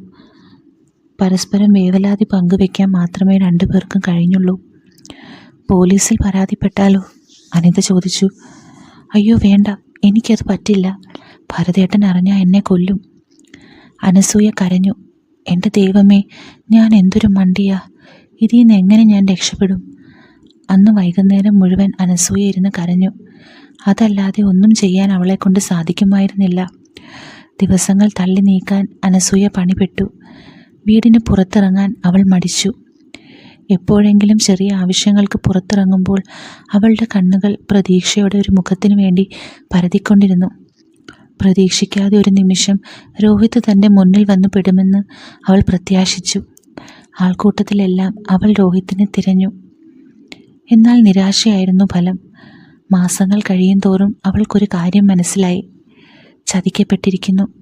രോഹിത്തിനെ താനും അനിതയും ഇനി കാണാൻ പോകുന്നില്ല. ഒപ്പം കടം വാങ്ങിച്ച 3 ലക്ഷം രൂപയും ഇത്രനാളും കണ്ട സ്വപ്നങ്ങളും. അനിതയുടെ സ്ഥിതിയും മറിച്ചായിരുന്നില്ല. ആദ്യം 1 ലക്ഷത്തിൻ്റെ ബിസിനസ് നടത്തിയപ്പോൾ കിട്ടിയ പൈസയും ആത്മവിശ്വാസവും കാരണം 3 ലക്ഷം കൂടി ലോൺ എടുത്തിട്ട് 5 ലക്ഷത്തിൻ്റെ ബിസിനസ്സാണ് അവൾ നടത്തിയത്. ഭർത്താവിന് താല്പര്യമില്ലായിരുന്നുവെങ്കിലും അനിത എങ്ങനെയൊക്കെയോ അദ്ദേഹത്തിൻ്റെ സമ്മതം നേടിയിരുന്നു. പക്ഷേ ഇപ്പോൾ കാശ് പോയെന്നറിഞ്ഞപ്പോൾ അദ്ദേഹം ആകെ ദേഷ്യത്തിലാണ്. ഒരു ദിവസം ഇതെല്ലാം വീണ്ടും വീണ്ടും പറഞ്ഞ് അനിത പൊട്ടിക്കരഞ്ഞു. അനസൂയ വിഷമിച്ചു പോയി. എന്തെങ്കിലും വഴിയുണ്ടാകും അനിതേ, നീ കരയാതിരിക്കെ. അനസൂയ അവളെ ആശ്വസിപ്പിക്കാൻ ശ്രമിച്ചു. പക്ഷേ അവൾക്കറിയാമായിരുന്നു അവളുടെ കയ്യിൽ ഒരു മാർഗവുമില്ലെന്ന്. പോലീസിൽ പരാതി കൊടുക്കുന്നതിനെപ്പറ്റി അവർ ആലോചിച്ചിരുന്നു. പക്ഷേ അതിൽ 2 പേർക്കും താല്പര്യമുണ്ടായിരുന്നില്ല. അനിതയുടെ ഭർത്താവ് വേറെ ചിലർക്കും കടം വാങ്ങിയ പണം തിരികെ കൊടുക്കാനുണ്ടായിരുന്നു. പരാതി കൊടുത്താൽ ഞങ്ങളുടെ കയ്യിൽ ഇത്രയും കാശുണ്ടായിരുന്നുവെന്ന് അവരൊക്കെ അറിയും. അത് പ്രശ്നമാകും, അനിത പറഞ്ഞു. അനസൂയയ്ക്കാണെങ്കിൽ എന്ത് സംഭവിച്ചാലും ഭരതേട്ടൻ അറിയരുത് എന്ന പ്രാർത്ഥനയേ. ദിവസങ്ങളും ആഴ്ചകളും കടന്നു പോയത് വളരെ പെട്ടെന്നായിരുന്നു. അനസൂയ ഇടയ്ക്കിടയ്ക്ക് അനിതയെ കാണാൻ പോകും. തങ്ങളുടെ ആശങ്കകൾ പരസ്പരം പങ്കുവെക്കുക എന്നതാണ് ആകെയുള്ള ആശ്വാസം. ഒരു ദിവസം അവൾ അനിതയുടെ വീട്ടിലിരിക്കുമ്പോഴാണ് ഹൈദരാലിക്കയുടെ ഫോൺ വന്നത്. അയാൾ ഇങ്ങോട്ട് വരുന്നുണ്ട്, ഇപ്പോൾ എത്തും. ഫോൺ വെച്ച ശേഷം അനിത പറഞ്ഞു, നീ അകത്ത് മറഞ്ഞിരുന്നോ അനു? അയാൾ നിന്നെ കാണണ്ട. കടം വീട്ടാൻ നിനക്ക് കുറച്ച് ദിവസം കൂടി സാവകാശമുണ്ടല്ലോ. അനസൂയ അവളുടെ ബെഡ്റൂമിലേക്ക് പോയി അവിടെ മറഞ്ഞിരുന്നു. അധികം താമസിയാതെ ഹൈദരാലി വന്നു. അനിത അയാളെ ഹാളിലേക്ക് ക്ഷണിച്ചിരുത്തുന്നത് അനസൂയ കേട്ടു. എൻ്റെ കാശ് മറന്നോ? അയാളോട് ചോദിക്കുന്നത് അവൾ കേട്ടു. മറന്നിട്ടില്ലിക്ക, എനിക്ക് കുറച്ചുകൂടി സാവകാശം വേണമിക്ക. അനിതയുടെ ശബ്ദത്തിലുള്ള മാറ്റം അനസൂയയെ അത്ഭുതപ്പെടുത്തിയിരുന്നു. ഒരു തരം ഭയം നിറഞ്ഞ ശബ്ദമായിരുന്നു അവളുടേത്. ഇത്ര സൗമ്യത്തിൽ സംസാരിക്കുന്ന ഹൈദരാലിക്കയെ എന്തിനാണ് ഇങ്ങനെ പേടിക്കുന്നതെന്ന് അനസൂയയ്ക്ക് മനസ്സിലായില്ല. അടഞ്ഞ വാതിൽ അല്പം തുറന്ന് അവൾ ഹാളിലേക്ക് നോക്കി. ഹൈദരാലിക്ക എഴുന്നേറ്റ് അനിതയുടെ മുന്നിലേക്ക് വന്ന് നിൽക്കുന്നത് അവൾ കണ്ടു. ഉടനെ അനിതയും എണീറ്റ് നിന്നു. അവളുടെ മുഖത്തെ പരിഭ്രമം വായിച്ചെടുക്കാൻ പറ്റും. ഞാൻ പറഞ്ഞില്ലേ ഇക്ക, പണം ഞാൻ തരും. അനിത മോളോട് നമ്മൾ നേരത്തെ പറഞ്ഞിട്ടില്ലേ വാക്ക് മാറ്റുന്നത് ഒട്ടും പിടിക്കാത്ത കാര്യമാണെന്ന്. ഇക്ക പ്ലീസ്, വേറെ ഒരു മാർഗവുമില്ലാഞ്ഞിട്ടാണ്. ഒരു മാർഗവുമില്ല. അയാൾ തലകുലുക്കി. അതും ഞമ്മക്ക് തീരെ പിടിക്കാത്ത കാര്യമാണ്. അതല്ലിക്ക, എനിക്ക് കുറച്ചുകൂടി സമയമാണ് വേണ്ടത്. ഞാൻ തരും, പൈസ ഞാൻ തരും. ഇപ്പോൾ ഇക്ക പോകണം. ഞാനിപ്പോൾ പോകാം, മോള് വിഷമിക്കണ്ട. പക്ഷേ പോയിട്ട് എപ്പോൾ വരണം എന്നുകൂടി ഇപ്പോൾ തന്നെ പറയണം. ഒരാഴ്ചയെങ്കിലും. ഒരാഴ്ച കഴിഞ്ഞാൽ പണം കിട്ടുമോ? ഒരാഴ്ച എനിക്ക് ആലോചിക്കാൻ ഒരാഴ്ചയോ? ഹൈദരാലിക്ക മെല്ലെ ഒന്ന് ചിരിക്കുന്നത് അനസൂയ കണ്ടു. ശരി, പക്ഷേ പലിശ കൂടുന്നുണ്ട് എന്ന കാര്യം മറക്കണ്ട. അനിത തലയാട്ടി. അല്പം കഴിഞ്ഞ് അയാൾ പോയി. 4 ലക്ഷം രൂപ. ദൈവമേ! അനിത തലയിൽ കൈവച്ചിരുന്നു. അവൾ കരയുന്നുണ്ടായിരുന്നു. അനസൂയ അവളുടെ അടുത്ത് പോയിരുന്നു. ഇങ്ങനെ കരയില്ലേടി, എന്തെങ്കിലും വഴി തെളിയാതിരിക്കില്ല നമുക്ക് മുന്നിൽ. സുഹൃത്തിനെ ആശ്വസിപ്പിക്കാൻ അങ്ങനെ പറഞ്ഞെങ്കിലും ഒരു വഴിയും തനിക്ക് മുമ്പിൽ തെളിയാനില്ലെന്ന് അനസൂയയ്ക്ക് ബോധ്യമുണ്ടായിരുന്നു. പിറ്റേന്ന് രാവിലെ എണീറ്റപ്പോൾ ഉറഞ്ഞു തുള്ളി നിൽക്കുന്ന ഭരതേട്ടനെയാണ് അവൾ കണ്ടത്. ഞാൻ ഇന്നലെ തേച്ച് വെക്കാൻ പറഞ്ഞ വെള്ള ഷർട്ട് എവിടെ? അനസൂയയ്ക്ക് പെട്ടെന്നൊന്നും ഓർമ്മ വന്നില്ല. അവൾ വേഗം പോയി വാഷിംഗ് മെഷീനിൽ നോക്കി. വെള്ള ഷർട്ട് മറ്റു തുണികളുടെ കൂട്ടത്തിലുണ്ടായിരുന്നു. അയ്യോ സോറി ഭരതേട്ടാ, ഞാൻ മറന്നുപോയി. ഇതിൻ്റെ സ്വിച്ച് ഇട്ടിരുന്നു. പക്ഷേ വെള്ളം ഓണാക്കാൻ മറന്നുപോയി. അവൾ പറഞ്ഞു. അനസൂയ, നീ ഇവിടെ ഒന്ന് വാ. അനസൂയ മുന്നിലേക്ക് ചെന്നതും അയാൾ കൈവലിച്ച് അവളുടെ മുഖത്തൊറ്റയടി. നിനക്കെന്താ, ഇതെല്ലാം തമാശയാണോ? അനസൂയ ഞെട്ടിത്തരിച്ചു പോയി. തലയാകെ പുകഞ്ഞു. ശ്വാസം പോലും എടുക്കാനാവാതെ അവൾ അയാളെ തന്നെ നോക്കി നിന്നു. ഇന്ന് കോടതിയിൽ പോകാനുണ്ടെന്ന് ഞാൻ ഇന്നലെ പറഞ്ഞതല്ലേ? ഭരത് വീണ്ടും ആക്രോശിച്ചു. അതെ. അനസൂയയുടെ തൊണ്ടയിൽ നിന്ന് ശബ്ദം പുറത്തു വന്നില്ല. ഇതിപ്പോൾ ഒന്നാമത്തെയോ രണ്ടാമത്തെയോ തവണയല്ല. നീ ഇതേത് ലോകത്താണ് ജീവിക്കുന്നത്? ഭരത് പിന്നെയും എന്തൊക്കെയോ പറഞ്ഞു. അനസൂയ ഒന്നും കേട്ടില്ല. അയാൾ പോയി കഴിഞ്ഞതും അവൾ കട്ടിലിൽ കിടന്ന് ഉറക്കെ കരഞ്ഞു. ഇത്രയും നിസ്സാരമായ ഒരു കാര്യത്തിന് ഭർത്താവ് തന്നെ അടിക്കുമെന്ന് അവൾ ഒരിക്കലും പ്രതീക്ഷിച്ചിട്ടുണ്ടായിരുന്നില്ല. ഭരതിന് കോടതിയിൽ പോകാനുണ്ടെന്നും വെള്ള ഷർട്ട് കഴുകി തേച്ച് വെക്കണമെന്നും മുമ്പേ പറഞ്ഞിരുന്നു. പണം നഷ്ടപ്പെട്ടതിൻ്റെ വേവലാതിയിൽ നീറി ജീവിക്കുന്നതിനിടയിൽ അനസൂയ അത് മറന്നുപോയി എന്നതാണ് സത്യം. എന്നാലും അനസൂയ എണീറ്റിരുന്ന് തൻ്റെ മുഖം തടവി. നല്ല വേദനയുണ്ട്. എന്തൊരടിയാണ്! ഭാര്യയാണെന്നുള്ള ഒരു ചിന്തയുമില്ലേ? പെട്ടിയും ബാഗും എടുത്ത് കുട്ടികളെയും വിളിച്ച് സ്വന്തം വീട്ടിലേക്ക് പോയാലോ എന്ന് വരെ അവൾ ചിന്തിച്ചു. പക്ഷേ കുറച്ച് ദിവസം കഴിയുമ്പോൾ ഹൈദരാലിക്ക് പണം ചോദിച്ചിവിടെ എത്തും എന്ന കാര്യം അവൾ ഓർത്തു. അതിലെന്തെങ്കിലും ഒരു തീരുമാനമാകാതെ ഇവിടുന്ന് എങ്ങോട്ടും പോകാൻ പറ്റില്ല എന്ന് അനസൂയയ്ക്ക് നന്നായി അറിയാമായിരുന്നു. വൈകുന്നേരം ഭരത് വീട്ടിൽ വന്നപ്പോൾ അവൾ മിണ്ടാൻ പോയില്ല. അയാളെ ഫേസ് ചെയ്യാൻ തോന്നിയില്ല. എന്നോടിങ്ങനെ മുഖം വീർപ്പിച്ച് നിൽക്കേണ്ട. ഊണ് കഴിക്കുമ്പോൾ ഭരത് പറഞ്ഞു. മനുഷ്യന് ദേഷ്യം വന്നാൽ ഇങ്ങനെയൊക്കെ ഉണ്ടാകും. ഇവിടെ ഓരോരോ പ്രശ്നങ്ങളിലൂടെയാണ് ഞാൻ പോകുന്നത്. ഒന്നും രണ്ടുമല്ല, 40 ലക്ഷം രൂപയാണ് കേസ് കാരണം നഷ്ടമായിട്ടിരിക്കുന്നത്. അതിനിടയിൽ നിന്റെ ഇമ്മാതിരി കോപ്പ് പരിപാടിയൊക്കെ കണ്ട ആർക്കായാലും ദേഷ്യം വരും. എന്തിനാ എന്നെ ഇങ്ങനെ ദേഷ്യം പിടിപ്പിക്കുന്നത്? ദേഹത്ത് കൈവച്ചതിന് ക്ഷമാപണമില്ലെന്ന് മാത്രമല്ല, അത് ന്യായീകരിക്കുകയും കൂടി ചെയ്തപ്പോൾ അനസൂയ വീണ്ടും തകർന്നു. വൈകിട്ട് വീട്ടിൽ വരുമ്പോൾ അയാൾ സോറി പറയുമെന്ന് അവളുടെ ഉള്ളിൻ്റെ ഉള്ളിൽ ഒരു പ്രത്യാശയുണ്ടായിരുന്നു. ഇനി ഇങ്ങനെ ചെയ്യില്ല എന്നുള്ള ഒരു പ്രോമിസ് എങ്കിലും. പക്ഷെ അതും ഉണ്ടായില്ല. അടുത്ത ദിവസം അയാൾ പോയിക്കഴിഞ്ഞ് ഒറ്റയ്ക്കിരുന്ന് കുറേ ചിന്തിച്ചപ്പോൾ അനസൂയയ്ക്ക് തോന്നി തെറ്റ് തൻ്റെ ഭാഗത്ത് തന്നെയായിരുന്നു എന്ന്. മുമ്പെന്നോ വാങ്ങിയ ഒരു പറമ്പിൻ്റെ ഡ്യൂപ്ലിക്കേറ്റ് രേഖകൾ വെച്ച് ഒരാൾ കേസ് കൊടുത്തത് കാരണം അത് കച്ചവടം നടക്കാതെ കുടങ്ങിക്കിടക്കുകയാണ്. അത് കാരണം ഭരതേട്ടന് ഈയിടെയായി വലിയ ടെൻഷനുണ്ട്. കുറേയായി കോടതിയിൽ കയറി ഇറങ്ങുന്നു. അതിനിടയിലാണ് തൻ്റെ ഒരു മറവി. തുണി ബിസിനസ്സിൽ നിന്ന് സമ്പാദിച്ച പണം മുഴുവൻ ഇൻവെസ്റ്റ് ചെയ്തൊരു പ്ലോട്ടാണ്. അതാണ് ഇങ്ങനെ ഒരു കേസ് കാരണം കുടുങ്ങിക്കിടക്കുന്നത്. അനസൂയ സ്വയം പരിചാരി വീണ്ടും കരഞ്ഞു. അല്ലാതെ എന്ത് ചെയ്യാൻ? കുറച്ച് കഴിഞ്ഞ് അനിതയെ വിളിച്ച് അവൾ ഉണ്ടായതെല്ലാം പറഞ്ഞു. എൻ്റെ ഏട്ടനും നല്ല ദേഷ്യക്കാരനാണ്. ഈ പൈസ കൊണ്ടുപോയി കളഞ്ഞതറിഞ്ഞാൽ പുള്ളിയും എന്നെ എടുത്തിട്ട് ചവിട്ടേണ്ടതാണ്. പക്ഷേ പുള്ളി ഗൾഫിലായതുകൊണ്ട് ഞാൻ രക്ഷപ്പെട്ടു, അനിത പറഞ്ഞു. അപ്പോഴാണ് അനസൂയ അതിനെപ്പറ്റി ആലോചിച്ചത്. 3 ലക്ഷം രൂപ സ്റ്റാർട്ടപ്പ് എന്ന പേരിൽ കളഞ്ഞു കുളിച്ച കാര്യം കേട്ടാൽ പിന്നെ ഭരതേട്ടൻ തന്നെ ചവിട്ടി മെതിക്കും എന്നവൾക്ക് തോന്നി. ഭയം അവളുടെ ഉള്ളിൽ ഒരു തീയായി പടർന്നു. ഇല്ല, ഭരതേട്ടൻ ഒരിക്കലും ഇതിനെപ്പറ്റി അറിയാൻ പോകുന്നില്ല, അനസൂയ തീരുമാനിച്ചു. ഒരാഴ്ച അനിതയുടെ ഫോൺ വിളികളൊന്നും വന്നില്ല. അനസൂയ അങ്ങോട്ട് വിളിച്ചപ്പോൾ ആവട്ടെ അനിതയുടെ ഫോൺ സ്വിച്ച് ഓഫ് ആയിരുന്നു. കാര്യം എന്തെന്നറിയാൻ ഒരു ദിവസം അനസൂയ അവളെ കാണാൻ ചെന്നു. അനിത വീട്ടിലുണ്ടായിരുന്നു. എന്താടി, നിന്റെ ഫോണൊക്കെ ചത്തോ? അതോ ഹൈദരാലിയുടെ കടം വീട്ടാൻ അതൊക്കെ വിറ്റോ? അനസൂയ ചോദിച്ചു. അനിത പുഞ്ചിരിച്ചു. ഇല്ലടി, ഫോണിന് എന്തോ കംപ്ലൈൻ്റ് ആണ്. പുതിയത് വാങ്ങിക്കേണ്ടി വരുമെന്ന് തോന്നുന്നു. അനിതയുടെ പുഞ്ചിരിയിൽ പഴയ പോലെ ഊർജ്ജസ്വലത ഒന്നുമില്ല. അവൾ വിഷമിച്ചിരിക്കുകയാണെന്ന് അനസൂയയ്ക്ക് മനസ്സിലായി. എടി, താൻ ഇങ്ങനെ വിഷമിച്ചാലോ? താനല്ലേ എനിക്ക് ധൈര്യം തരേണ്ടത്. നമ്മൾ 2 പേരും ഇല്ലേ ഇതിൽ? കാശ് കൊടുക്കാനുണ്ടെന്ന് വെച്ച് ഒരാളെ ഇങ്ങനെ പേടിക്കാമോ?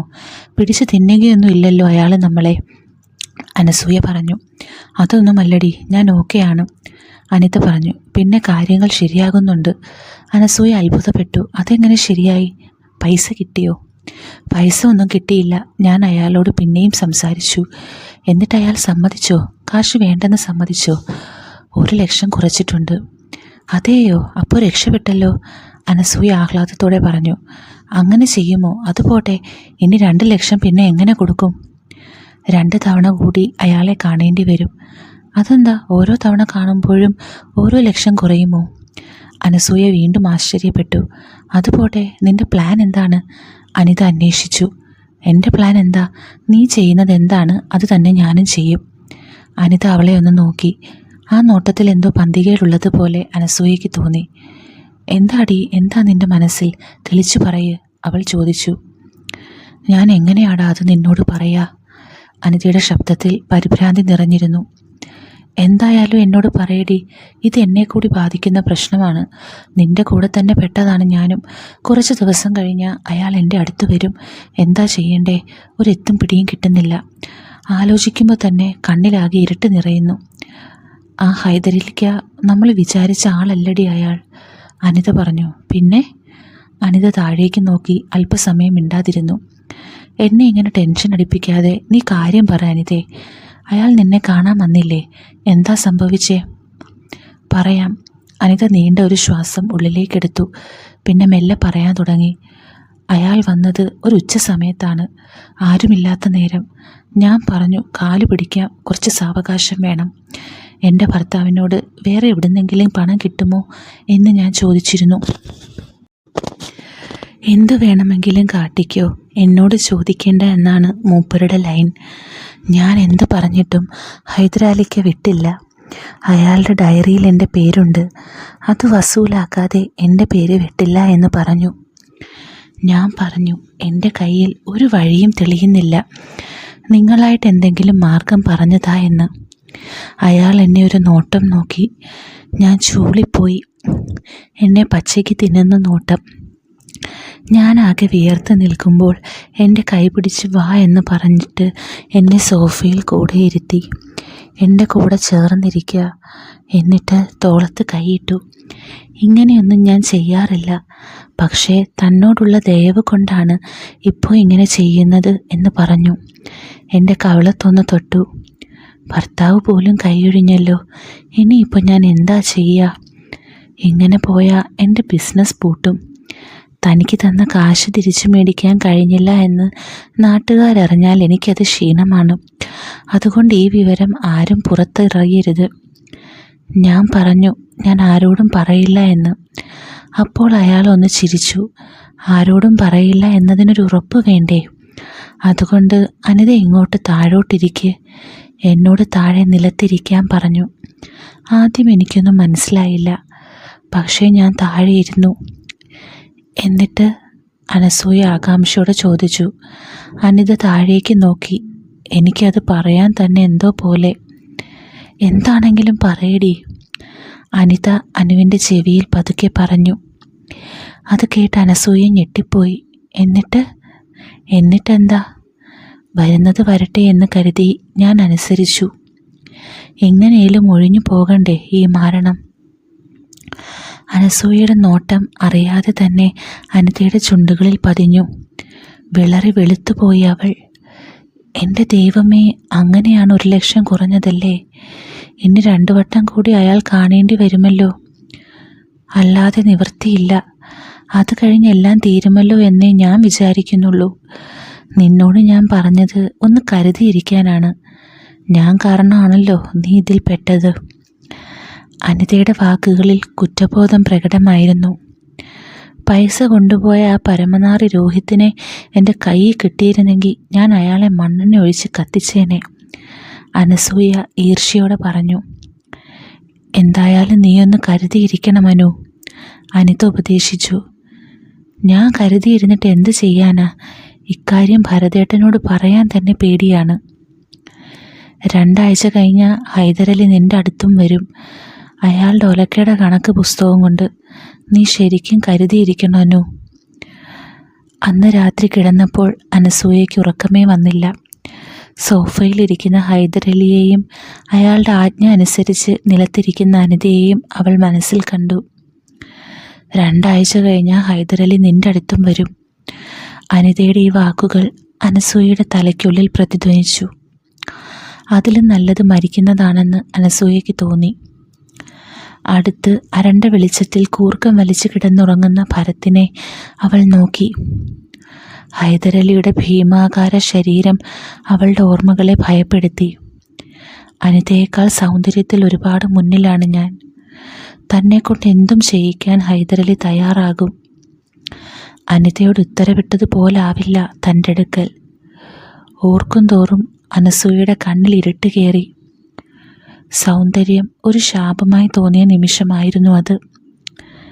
എന്തെങ്കിലും വഴി കണ്ടെത്തണം, ആത്മഹത്യ അല്ലാതെ എന്തെങ്കിലും വഴി, അവൾ സ്വയം പറഞ്ഞു. അടുത്ത ദിവസം രാവിലെ ഭരത് ഫോണിൽ ആരോടോ ദേഷ്യപ്പെടുന്നത് അവൾ കേട്ടു. മനുഷ്യനിവിടെ എത്ര കഷ്ടപ്പെട്ടാ 5 പൈസ സമ്പാദിക്കുന്നത്. അപ്പോഴാണ് അവൻ്റെ അമ്മയുടെ ഡൊണേഷൻ. ഒന്ന് പോടാ മൈത്താണ്ടി, പൈസ ഇല്ലാന്ന് പറഞ്ഞാൽ മതി. തൻ്റെ കയ്യിൽ നിന്നും 3 ലക്ഷം രൂപ പോയി എന്നറിഞ്ഞാൽ എല്ലാം തീർന്നു എന്ന് അനസൂയയ്ക്ക് മനസ്സിലായി. ആരോട് ചോദിക്കും? വൈകുന്നേരം അനസൂയ സണ്ണിയെ വിളിച്ചു. സണ്ണി, എനിക്ക് കുറച്ച് പൈസ വേണമായിരുന്നു, എന്തേലുമൊക്കെ ഉണ്ടോ? രണ്ടും കൽപ്പിച്ച് അവൾ ചോദിച്ചു. എന്നതാനു, ഊരാക്കുടുക്കിലാ താൻ പോയി ചാടിയത്? അതൊക്കെയുണ്ട്. ഞാനിപ്പോൾ കുറച്ച് ടൈറ്റിലാണ്. എനിക്കറിയാം, അന്ന് ട്രീറ്റ് തരാത്തത് കൊണ്ടല്ലേ ഇത്ര ടൈറ്റൊക്കെ? അനസൂയ മെല്ലെ ചോദിച്ചു. അതൊക്കെ ഇപ്പോഴും മനസ്സിലുണ്ടല്ലേ? സന്തോഷം. സ്കോച്ച് ഒന്നും ഇവിടെ ഇല്ല. ചായയും സ്നാക്സും വേണമെങ്കിൽ ഞാൻ ഉണ്ടാക്കാം. എൻ്റെ കൂടെ ഇരിക്കുമോ? സണ്ണി ചോദിച്ചു. ഈ ആഴ്ച ഭരതേട്ടൻ തിരുവനന്തപുരം പോകുന്നുണ്ട്. രാവിലെ പോയാൽ രാത്രിയിലെ ട്രെയിനിലേ വരൂ. എനിക്ക് വിശ്വസിക്കാൻ പറ്റുന്നില്ല അനു. വിശ്വസിച്ചോളൂ സണ്ണി, എനിക്കും വിശ്വസിക്കാമെന്ന വാക്ക് തരണം. ഞാനന്ന് പറഞ്ഞതല്ലേ, രഹസ്യങ്ങൾ സൂക്ഷിക്കാൻ എന്നെ കഴിഞ്ഞേയുള്ള ആരും. ആട്ടെ, എന്താണ് സ്നാക്സായി ഉണ്ടാക്കാൻ പോകുന്നത്? എന്താ സണ്ണിക്ക് വേണ്ടത്? അനുവിൻ്റെ കയ്യിൽ നിന്ന് എന്ത് കിട്ടിയാലും ഞാൻ ഹാപ്പിയാകും. സണ്ണി ഹാപ്പിയിലായാൽ എനിക്കെന്താ ഗുണം? അനു ഏത് കുടുക്കിലായാലും ഞാൻ രക്ഷിക്കും, അതുപോരെ? അത്രയൊക്കെ വേണോ? ഒരു ട്രീറ്റിന് ഇത്രയൊക്കെ വിലയോ? തിരുവനന്തപുരം ട്രെയിൻ അടുത്ത ദിവസം രാവിലെയല്ലേ ഇവിടെ എത്തുകയുള്ളൂ. പരിപാടി നമുക്ക് വൈകിട്ടായാലോ? അനസൂയയുടെ ഉള്ളൊന്ന് കിടങ്ങി. സണ്ണിയുടെ ഉദ്ദേശം എന്താണെന്ന് അവൾക്കൊരു നിമിഷം കൊണ്ട് ബോധ്യമായി. അയ്യോ, അത് വേണ്ട, കുട്ടികളൊക്കെ ഉണ്ടാകും ഇവിടെ, അവൾ പെട്ടെന്ന് പറഞ്ഞു. ഞാൻ ചോദിച്ചെന്നേ ഉള്ളൂ. വൈകിട്ടായാൽ ആരും കാണില്ല. ആരെങ്കിലും കണ്ടാൽ? ആരും കാണാതെ ഞാൻ നോക്കിക്കൊള്ളാം. വേണ്ട സണ്ണി, അതൊക്കെ പ്രശ്നമാകും. എനിക്ക് പേടിയാ.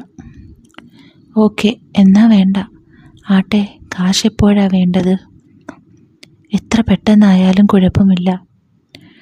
ഞാൻ അക്കൗണ്ട് ഒന്ന് പരിശോധിക്കട്ടെ, എന്നിട്ട് പറയാം. ആയിക്കോട്ടെ. അനുവിനൊരു പ്രശ്നം വരുമ്പോൾ അത് നമുക്കൊക്കെ വിഷമമുള്ള കാര്യമാണ്. പക്ഷേ അപ്പോൾ അനു നമ്മളെ ഓർക്കുന്നുണ്ടെങ്കിൽ അതൊരു സന്തോഷമാണ്. സണ്ണിച്ചനൊക്കെ ഉള്ളതാണൊരു സമാധാനം. അനു ഒട്ടും പേടിക്കേണ്ട, ഞാനുണ്ട് കൂടെ. സംസാരിച്ച് തീർന്നപ്പോൾ അനസൂയയ്ക്ക് അല്പം ആശ്വാസം തോന്നി. ഒപ്പം ചെറിയ കുറ്റബോധവും. കുറച്ചെങ്കിലും പണം കണ്ടെത്താനായി എന്നതിൻ്റെ ആശ്വാസം. പണത്തിനു വേണ്ടി സണ്ണിച്ചനെ വെറുതെ മോഹിപ്പിക്കുന്നതിൻ്റെ കുറ്റബോധവും. എന്തായാലും സാരമില്ല, അനസൂയ മനസ്സിൽ പറഞ്ഞു. തന്നെ കണ്ട് തെറ്റായ കാര്യങ്ങൾ ആഗ്രഹിക്കുന്നത് സണ്ണിച്ചൻ്റെ ഭാഗത്തു നിന്നുള്ള തെറ്റാണ്. അയാൾക്കും ഭാര്യയും കുട്ടികളുമുണ്ട്. സുഹൃത്തിൻ്റെ ഭാര്യ കുറച്ച് പണം കടം ചോദിച്ചു എന്ന് വെച്ച് അവളെ മറ്റു രീതിയിൽ ഉപയോഗിക്കാമെന്ന് വിചാരിക്കുന്നത് അയാൾ ചെയ്യാൻ പാടില്ലാത്ത കാര്യമല്ലേ?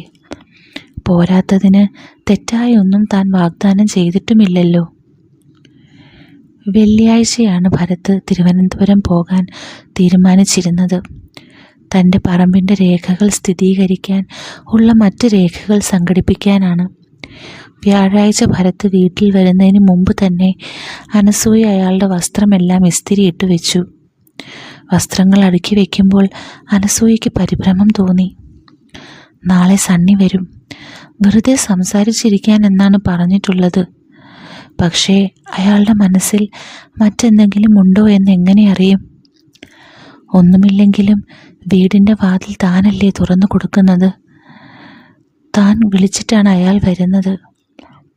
അയാൾ ബലപ്രയോഗത്തിനെങ്ങാനും മുതിർന്നാൽ തനിക്ക് എതിർക്കേണ്ടി വരും. അപ്പോൾ അയാൾ പറയുമോ ഇവൾ വിളിച്ചിട്ടാണ് താൻ വന്നതെന്ന്?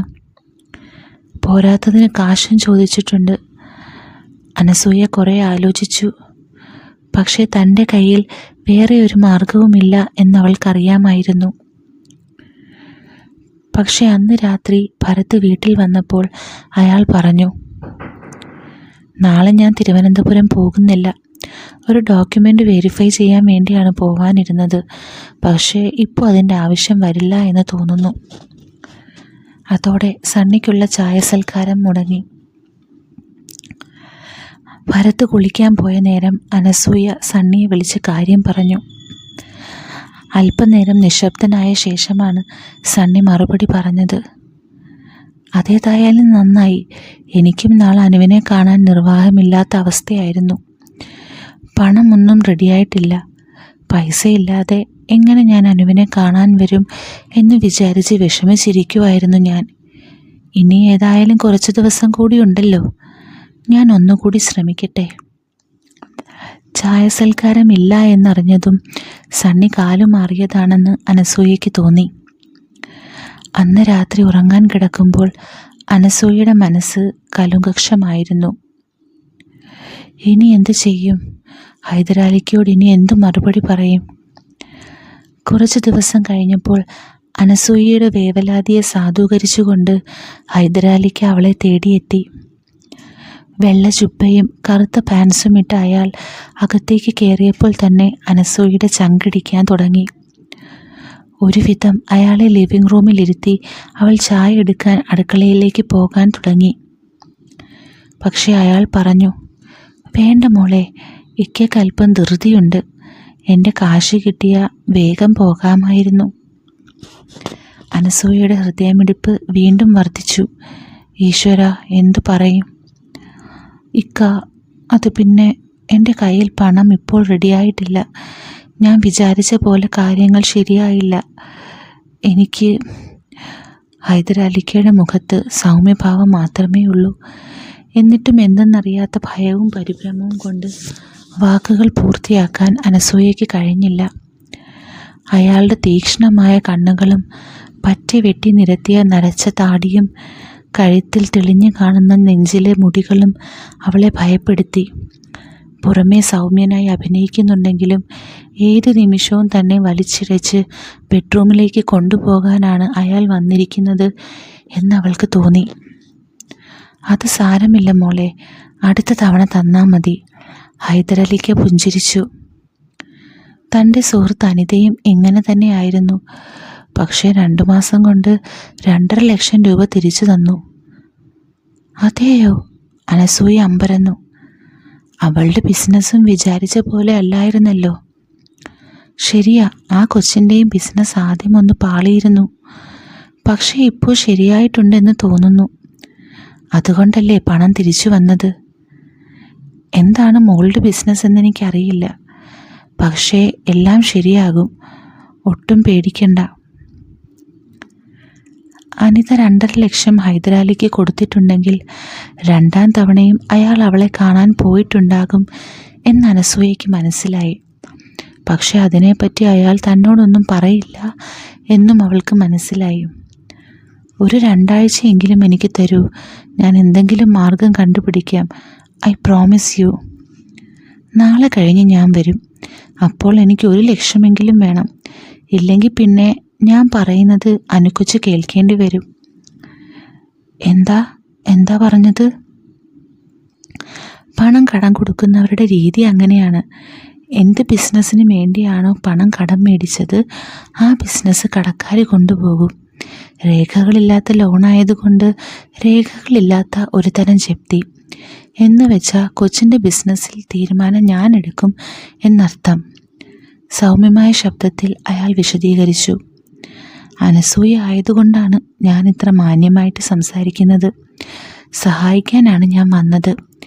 അനസൂയ അത് മറക്കരുത്. അത് ഞാൻ മറക്കില്ലിക്ക. ഹൈദരലി പോയി.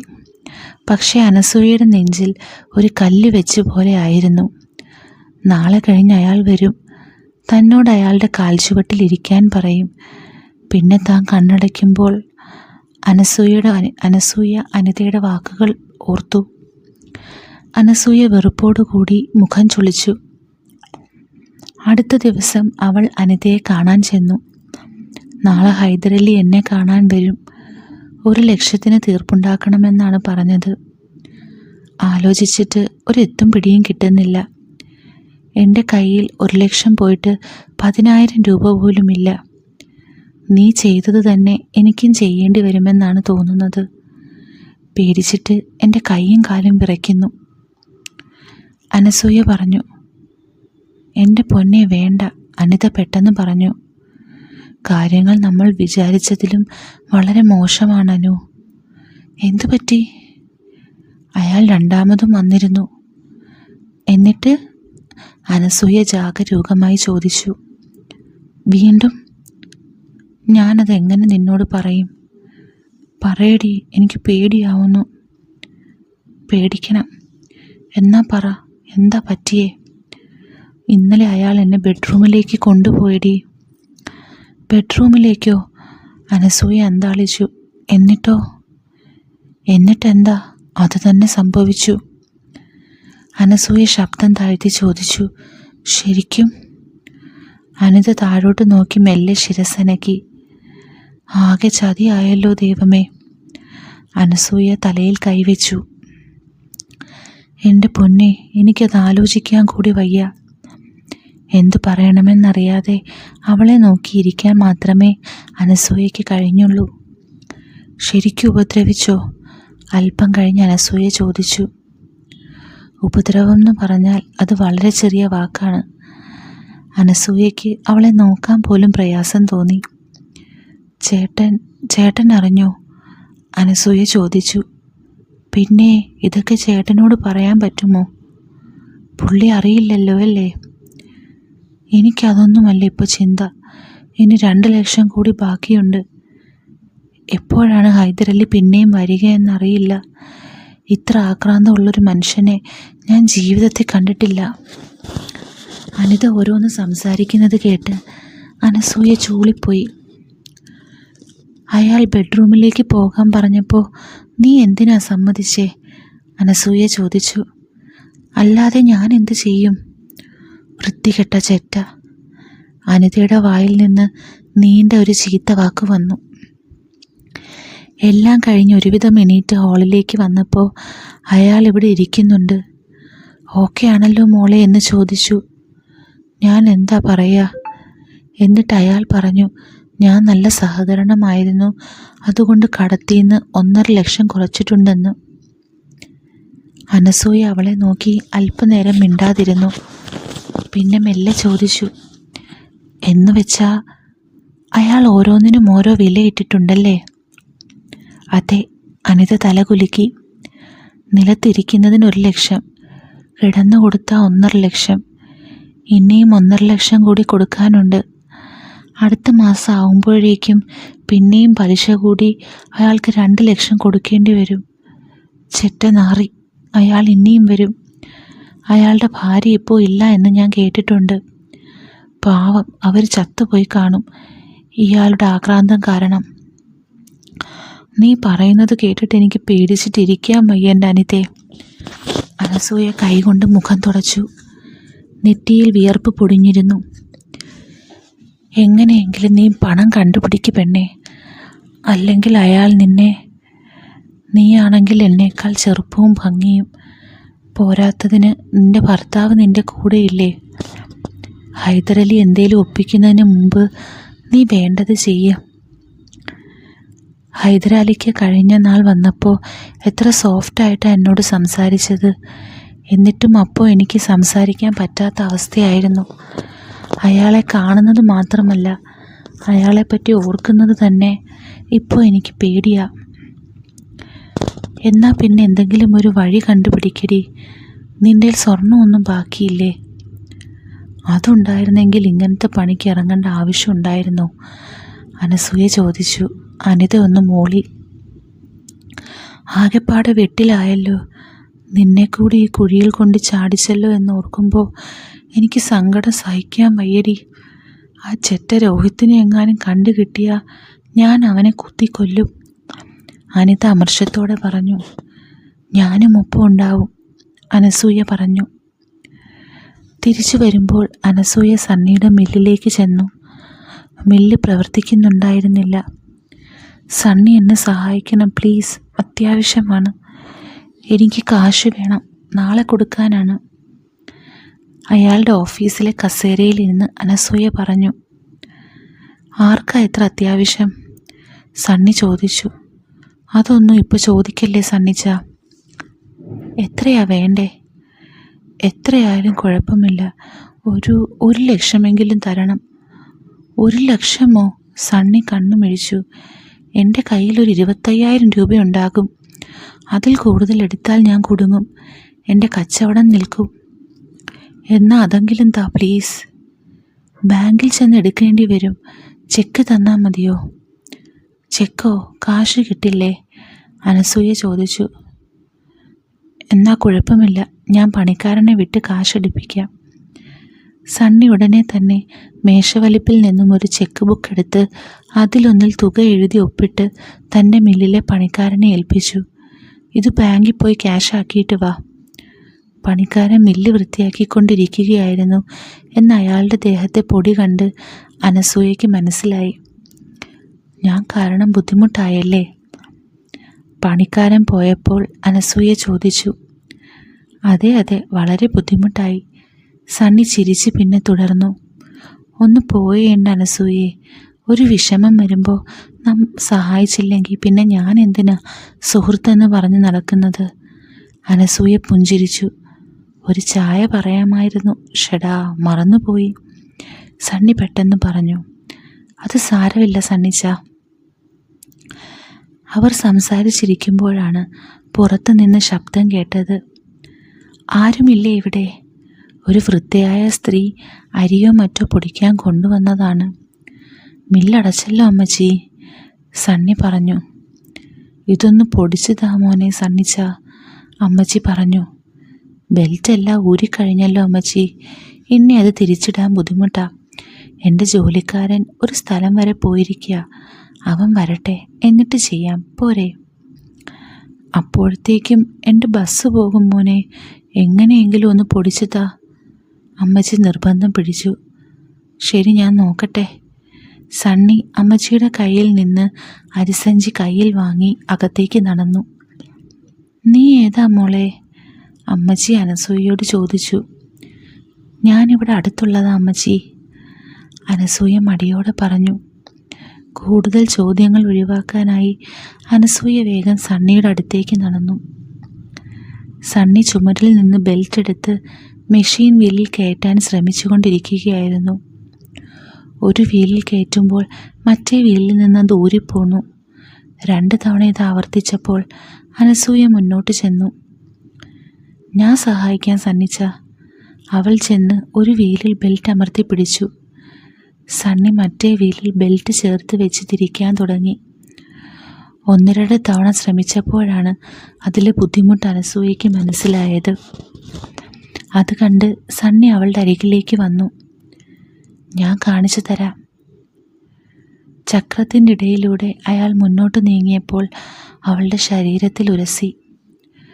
ബാലൻസ് തെറ്റി അനസൂയ ഒരു വശത്തേക്ക് വീഴാൻ തുടങ്ങി. സണ്ണി പക്ഷേ പെട്ടെന്ന് അവളെ പിടിച്ചു. സണ്ണിയുടെ ഇടത് കൈ അവളുടെ അരക്കെട്ടിന് ചുറ്റും ചുരിദാറിന് മേലെ കൂടി ഞൊടിയിടയിൽ ഒരു വലയം തീർത്തു. ശ്രദ്ധിച്ച് വീഴല്ലേ. പെട്ടെന്ന് തന്നെ അയാൾ കൈയെടുത്തു. അനസൂയ ചെറിയൊരു ജാള്യതയോടെ അമ്മച്ചിയെ നോക്കി. അമ്മച്ചി തൻ്റെ ബാഗിൽ എന്തോ പരതുകയാണ്. അത് കണ്ട് അവൾക്ക് തെല്ലൊന്ന് ആശ്വാസം തോന്നി. ഭാഗ്യം അമ്മച്ചി കണ്ടില്ല, അവൾ വിചാരിച്ചു. ഇതിങ്ങനെ കുറച്ചുകൂടി ബലത്തിൽ പിടിക്കണോ അനു? സണ്ണി അവളുടെ കൈ പിടിച്ച് ബെൽറ്റിൽ അമർത്തി. ഞാൻ പിടിച്ച് വലിക്കുമ്പോൾ വീല് തിരിയും. അപ്പോൾ കൈ ഉള്ളിൽ കുടുങ്ങാതെ നോക്കണം കേട്ടോ. ശരി. അവൾ അമർത്തി പിടിച്ചു കൊടുത്തു. ഇത്തവണ സണ്ണി ബെൽറ്റ് വലിച്ചപ്പോൾ അത് കൃത്യമായി വീലിന് മുകളിലൂടെ കയറി സെറ്റായി. അയാൾ അവളെ നോക്കി ഓക്കെ എന്ന് ആംഗ്യം കാട്ടി. എന്നിട്ട് അരിസഞ്ചി എടുത്ത് മെഷീനിൻ്റെ പാത്രത്തിലേക്ക് കമഴ്ത്തി. പിന്നെ മെഷീൻ ഓൺ ചെയ്തു. അത് പ്രവർത്തിക്കാൻ തുടങ്ങിയപ്പോൾ അനസൂയ പിന്നിലേക്ക് മാറി. അരി പെട്ടെന്ന് തന്നെ പൊടിച്ചു തീർന്നു. ഈ മോള് സഹായിച്ചതുകൊണ്ടാണ് പെട്ടെന്ന് കഴിഞ്ഞതല്ലേ? അമ്മച്ചി അനസൂയയെ നന്ദിയോടെ നോക്കി. നീ ഏതാ കൊച്ചേ? എനിക്ക് അങ്ങോട്ട് മനസ്സിലായില്ല. അമ്മച്ചി വീണ്ടും അനസൂയയോട് ചോദിച്ചു. അനസൂയ ഒന്ന് പരുങ്ങി. എൻ്റെ ഒരു സുഹൃത്താ അമ്മച്ചി, സണ്ണി പെട്ടെന്ന് പറഞ്ഞു.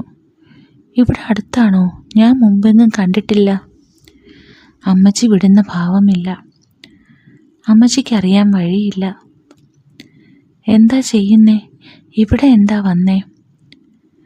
പൈസ മേടിക്കാൻ വന്നതാ അമ്മച്ചി, സണ്ണി പറഞ്ഞു. ഞാൻ കുറച്ച് ദിവസം മുമ്പ് പൈസ കടം മേടിച്ചിരുന്നു. അത് തിരിച്ചു മേടിക്കാൻ വന്നതാ. അത് പറഞ്ഞ് സണ്ണി അനസൂയയെ നോക്കി കണ്ണിറുക്കി. അനസൂയ ഒരു ചെറു ചമ്മലോടെയും നന്ദിയോടെയും അയാളെ നോക്കി മന്ദഹസിച്ചു. ഓ അത് ശരി, എന്നിട്ടെന്താ, കൊടുക്കുന്നില്ലേ? അമ്മച്ചി വീണ്ടും ചോദിച്ചു. എൻ്റെ പണിക്കാരനെ വിട്ടിരിക്കുക ബാങ്കിൽ നിന്ന് കാശെടുക്കാൻ. അതല്ലേ ഇപ്പോൾ അമ്മച്ചി ഞാനിങ്ങനെ ഒറ്റയ്ക്ക് ഇവിടെ നിൽക്കുന്നത്. അത് ശരിയാണല്ലോ, നീ മുതലാളിയല്ലേ, നീ ഓഫീസിലല്ലേ ഇരിക്കേണ്ടത്, പൈസ മേടിച്ച് പെട്ടിയിലിടാൻ, അമ്മച്ചി പറഞ്ഞു ചിരിച്ചു. അമ്മച്ചി പോയപ്പോഴാണ് അനസൂയയ്ക്ക് ശ്വാസം നേരെ വീണത്.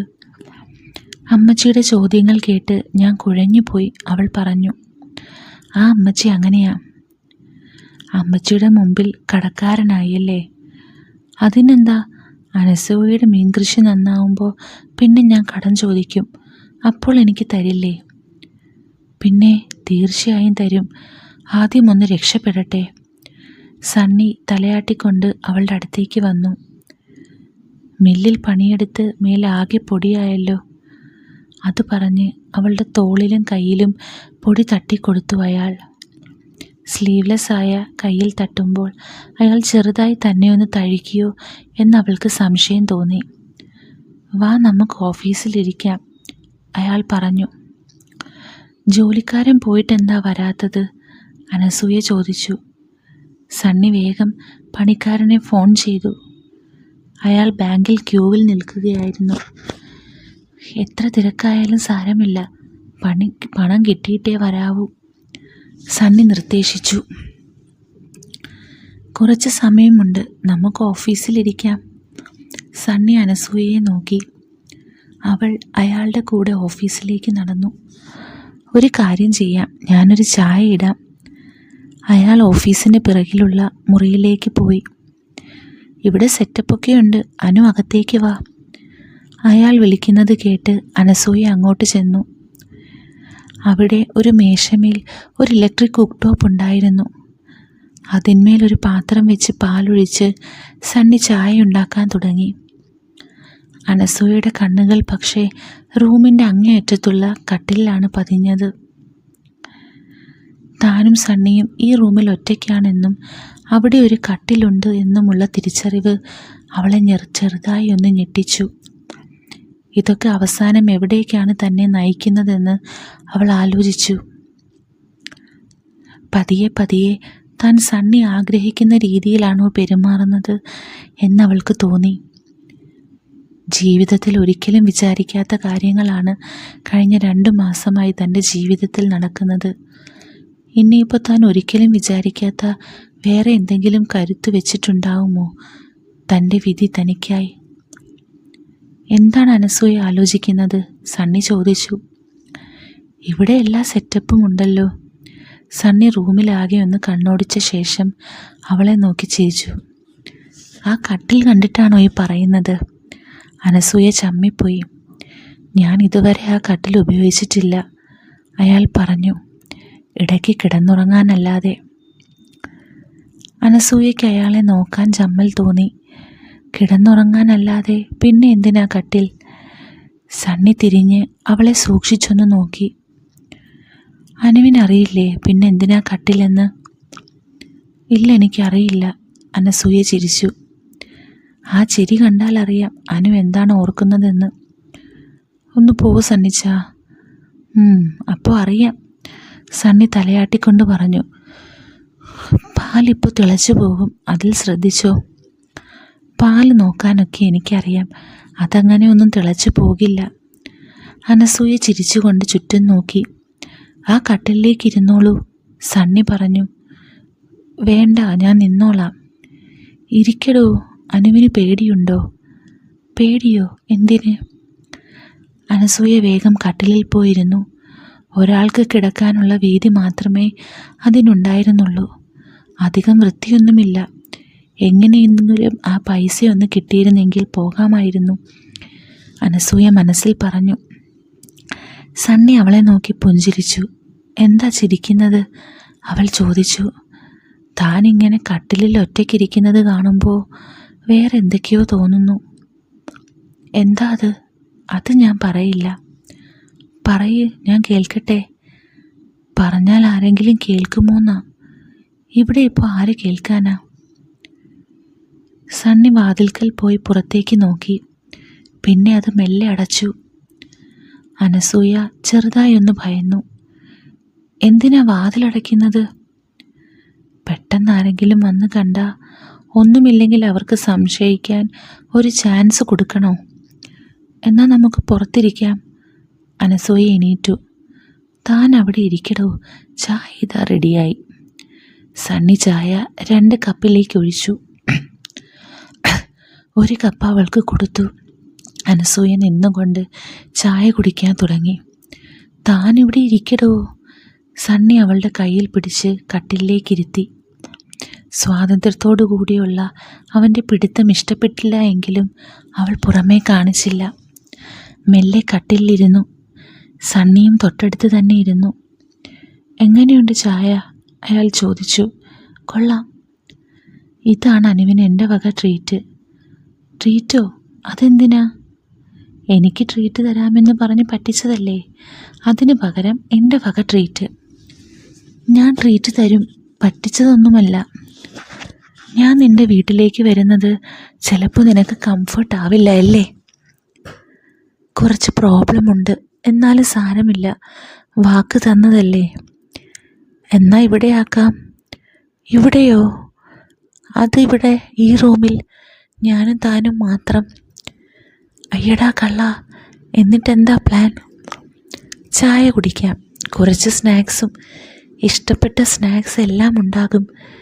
പിന്നെ എന്താ? പിന്നെ മനസ്സ് തുറന്ന് നമുക്ക് 2 ആൾക്കും സംസാരിക്കാൻ ഒരവസരം. എന്താ ഇത്ര തുറന്ന് സംസാരിക്കാൻ? അനുവിന് എന്നോടൊന്നുമില്ലേ പറയാൻ? അങ്ങനെ പ്രത്യേകിച്ചൊന്നുമില്ല, പക്ഷേ ഞാൻ മിണ്ടാതിരിക്കുകയൊന്നുമില്ല. എന്നാൽ പിന്നെ അനു ഒരു ദിവസം പറ, അന്ന് ഞാൻ ഈ റൂം റെഡിയാക്കാം. ഇതൊരു മണിയറയാക്കാനാണോ ഉദ്ദേശിക്കുന്നത്? അനസൂയ കളിയാക്കിയാണ് ചോദിച്ചത്. അത് കേട്ട് പക്ഷെ സണ്ണിയുടെ കണ്ണുകൾ തിളങ്ങി. അനു എന്ന് എസ് പറഞ്ഞാൽ മതി, ഇത് ഞാനൊരു മണിയറയാക്കാം. അയ്യടാ, ആ പൂതി മനസ്സിലിരുന്നോട്ടെ. ശരി, മനസ്സിൽ വെച്ചിരിക്കുന്നു. സംസാരത്തിനിടയിൽ സണ്ണിയും താനും ഇരിക്കുന്ന അകലം കുറഞ്ഞുകൊണ്ടിരിക്കുകയാണെന്ന് അനസൂയയ്ക്ക് തോന്നി. അവൾ പെട്ടെന്ന് തന്നെ ചായ കുടിച്ചു തീർത്ത് എണീറ്റു. അധിക സമയം കട്ടിലിൽ അയാളുടെ കൂടെ ഇരിക്കുന്നത് നല്ലതല്ലെന്ന് അവൾക്ക് തോന്നി തുടങ്ങിയിരുന്നു. നമുക്ക് പുറത്തേക്കിരിക്കാം, അവൾ നിർദ്ദേശിച്ചു. സണ്ണി തലകുലുക്കി സമ്മതിച്ചു. അനു ഒരു നിമിഷം. അവൾ വാതിൽക്കൽ എത്തിയപ്പോൾ അയാൾ പിന്നിൽ നിന്ന് വിളിച്ചു. അവൾ നിന്നു. തൻ്റെ ചായക്കപ്പ് മേശമേൽ വെച്ച് സണ്ണി അവളുടെ അടുത്തേക്ക് നീങ്ങി. സണ്ണി ഒന്ന് പരിങ്ങി. ഞാൻ അനുവിനെ ഒന്ന് കെട്ടിപ്പിടിച്ചോട്ടെ? അനസൂയ അമ്പരന്നു. എന്താ? താൻ കേട്ടത് തന്നെയാണോ അയാൾ ചോദിച്ചതെന്ന് അവൾക്ക് സംശയം തോന്നി. അനുവിനെ ഞാൻ ഒന്ന് കെട്ടിപ്പിടിച്ചോട്ടെ? അയാൾ വീണ്ടും ചോദിച്ചു. എന്തിന്? എന്താ സണ്ണിയുടെ മനസ്സിൽ? ഇഷ്ടം കൊണ്ടാ, പ്ലീസ്. അനസൂയ തല ഇരുവശത്തേക്ക് മനക്കി. അത് വേണ്ട സണ്ണി, ശരിയാവില്ല. ഓക്കെ ശരി, ഞാൻ നിർബന്ധിക്കുന്നില്ല, അയാൾ പറഞ്ഞു. അടുത്ത തവണ പറ്റുമോ? അനസൂയയ്ക്ക് കൈകാലുകൾ വിറയ്ക്കുന്ന പോലെ അനുഭവപ്പെട്ടു. സണ്ണി, ഇതൊന്നുമല്ല ഞാൻ. എന്താ പറയുക? അനു പേടിക്കണ്ട, തനിക്ക് ദോഷമുള്ള ഒന്നും ഞാൻ ചെയ്യില്ല. നമുക്ക് പുറത്തിരിക്കാം സണ്ണി, പ്ലീസ്.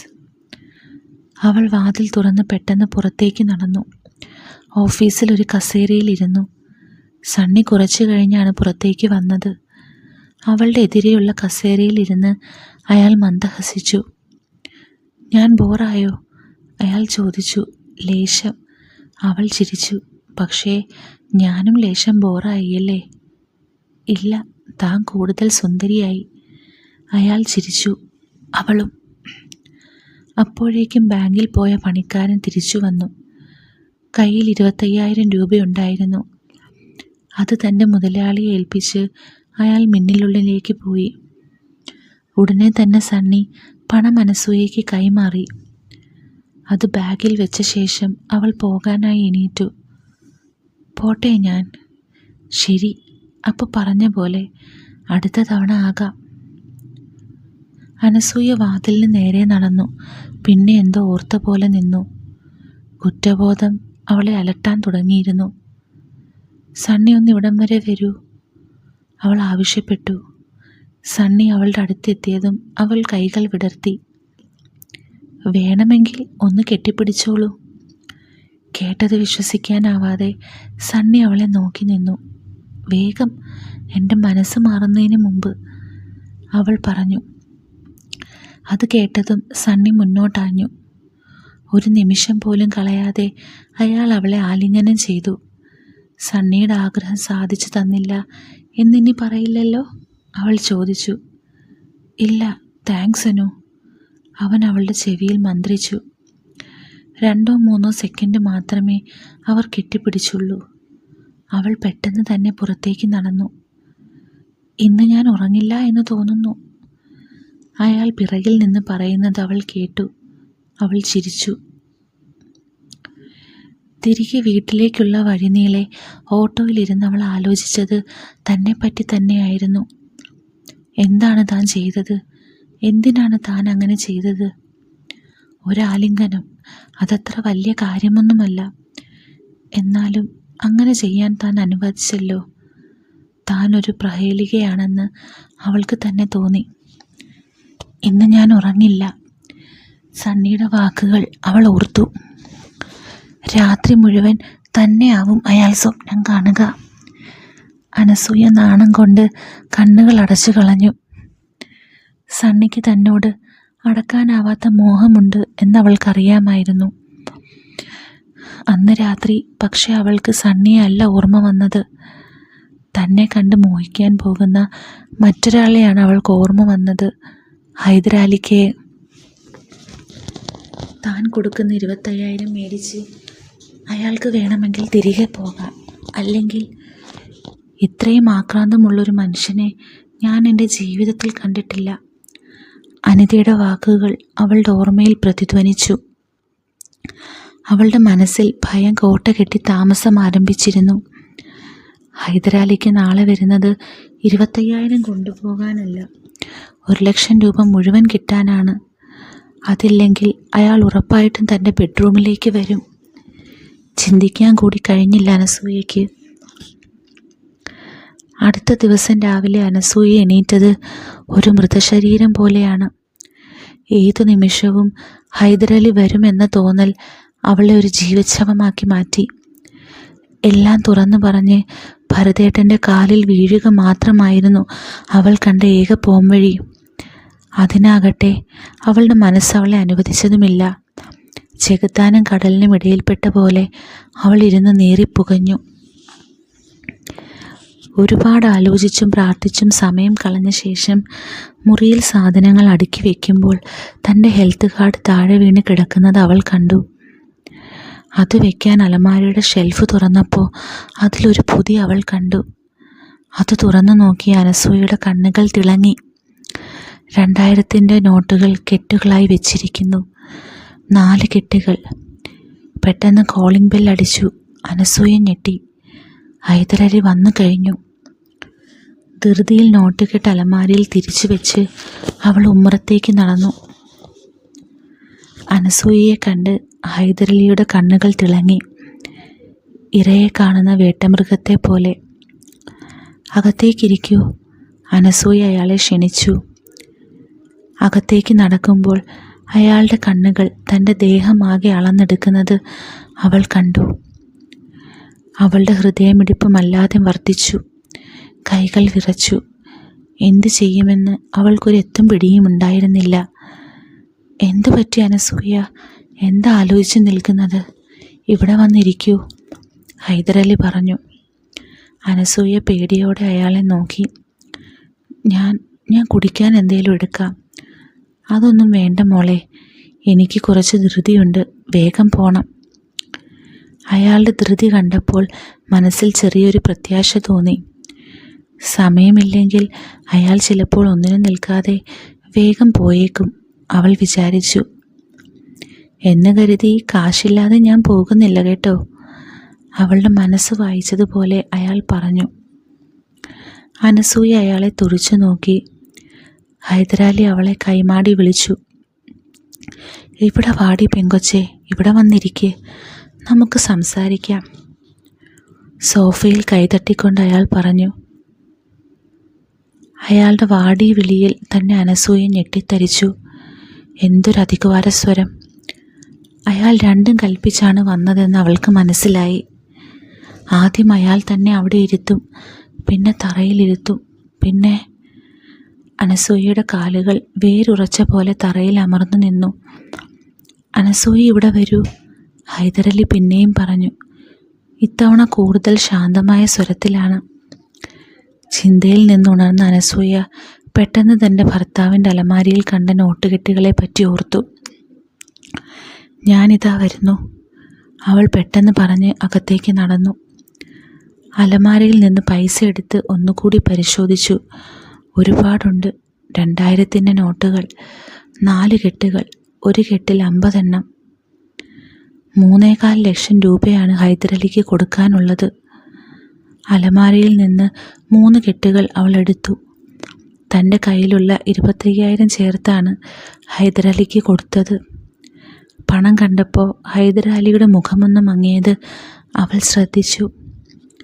കയ്യിൽ കിട്ടിയ ഇര വഴുതി മാറിപ്പോയതിൻ്റെ വിഷമം അയാളുടെ മുഖത്ത് കാണാമായിരുന്നു. മുഴുവനും ഉണ്ടിക്ക, അനസൂയ പറഞ്ഞു. ഹൈദരലി തല കുലുക്കി. മോളുടെ ബിസിനസ് ഒന്നും ശരിയായിട്ടില്ല എന്ന് എനിക്കറിയാം. എന്ന് വെച്ചാൽ ഞാൻ കാശ് തന്ന കാര്യം നടന്നില്ല. ചില സമയത്ത് അങ്ങനെയാണ്, നമ്മൾ വിചാരിച്ച പോലെ ഒന്നും നടക്കില്ല. പക്ഷേ അതിൽ തളരരുത്. ഇനിയും ശ്രമിക്കണം, നന്നായി ശ്രമിക്കണം. എന്തെങ്കിലും ആവശ്യമുണ്ടെങ്കിൽ എന്നോട് പറയാം. ഇത് മോള് കയ്യിൽ വെച്ചോളൂ. അയാൾ 25,000 രൂപ അവൾക്ക് തിരിച്ചു നൽകി. ആദ്യമൊന്ന് മടിച്ചെങ്കിലും അനസൂയ അത് സ്വീകരിച്ചു. ഇനിയും എന്തെങ്കിലും ആവശ്യം വന്നാൽ വിളിക്കണം. പോകുമ്പോൾ ഹൈദരലി പറഞ്ഞു. വിളിക്കാം. തലകുലുക്കി അനസൂയ അയാളെ യാത്രയാക്കി. ഹൈദരലി പോയിക്കഴിഞ്ഞപ്പോഴാണ് അനസൂയയ്ക്ക് ശ്വാസം നേരെ വീണത്. വലിയൊരു കെണിയിൽ നിന്ന് രക്ഷപ്പെട്ടതിൻ്റെ ആശ്വാസം. പക്ഷേ തിരിച്ച് റൂമിലേക്ക് ചെന്നപ്പോൾ വീണ്ടും അവൾക്ക് പരിഭ്രാന്തി വന്നു. 3 ലക്ഷം രൂപ പോയി എന്ന് മനസ്സിലാക്കുമ്പോൾ തൻ്റെ ഭർത്താവിൻ്റെ റിയാക്ഷൻ എന്താകുമെന്ന് അവൾക്ക് നിശ്ചയമുണ്ടായിരുന്നു. നല്ല ദേഷ്യം വരും, ചിലപ്പോൾ അടിക്കും. ഓർത്തപ്പോൾ അവൾക്ക് പേടി തോന്നി. ഈശ്വര, ഇനി എങ്ങനെ ഇതിൽ നിന്ന് രക്ഷപ്പെടും? അവൾ മേലോട്ട് നോക്കി. കുറെ ആലോചിച്ച് അവൾ ഒരു വഴി കണ്ടെത്തി. തൽക്കാലം ഒന്നും അറിയാത്ത പോലെ നടിക്കാം. താൻ പണം കണ്ടിട്ടുമില്ല, എടുത്തിട്ടുമില്ല. അവൾ തൻ്റെ കയ്യിൽ 25,000 രൂപയിലേക്ക് നോക്കി. സണ്ണി തന്ന അതേ നോട്ടുകൾ. അതെന്ത് ചെയ്യും എന്നവൾ ആലോചിച്ചു. ഹൈദരാലിക്ക് വാങ്ങിയ 3 ലക്ഷം രൂപ മുഴുവനും ഭരത്തേട്ടൻ്റെ അലമാരിയിൽ നിന്നെടുത്തതായിരുന്നു. ഇനി ഒരു കെട്ട് അഥവാ 1 ലക്ഷം രൂപ കൂടി ബാക്കിയുണ്ട് അലമാരിയിൽ. തൻ്റെ കയ്യിലുള്ള 25,000 കൂടി അതിൻ്റെ കൂടെ ചേർത്ത് വെച്ചാലോ എന്നവൾ ആദ്യം ആലോചിച്ചു. പിന്നെ മനസ്സിലായി അത് ആന മണ്ടത്തരമാണെന്ന്. അങ്ങനെ ചെയ്താൽ താൻ തന്നെയാണ് പണം എടുത്തതെന്ന് മനസ്സിലാവും. കള്ളന്മാർ പൈസ തിരിച്ചു വെക്കുകയൊന്നുമില്ലല്ലോ. തൽക്കാലത്തേക്ക് 25,000 രൂപ എൻ്റെ കയ്യിലിരിക്കട്ടെ, അവൾ വിചാരിച്ചു. അന്ന് വൈകുന്നേരം ഭരത് വന്നിട്ട് ഉറങ്ങും വരെ അവൾ നിൽക്കാനും ഇരിക്കാനും വയ്യാത്ത അവസ്ഥയിലായിരുന്നു. പക്ഷെ അന്ന് ഭരത് അതൊന്നും ശ്രദ്ധിച്ചില്ല. പിറ്റേ ദിവസം രാവിലെയാണ് അയാൾ പൊതിയിലുണ്ടായിരുന്ന പണത്തിൽ ഒരു ഭാഗം നഷ്ടപ്പെട്ട കാര്യം ശ്രദ്ധിച്ചത്. ഇവിടെ ഇരുന്ന ബാക്കി ക്യാഷ് എവിടെ? അയാൾ ചോദിച്ചു.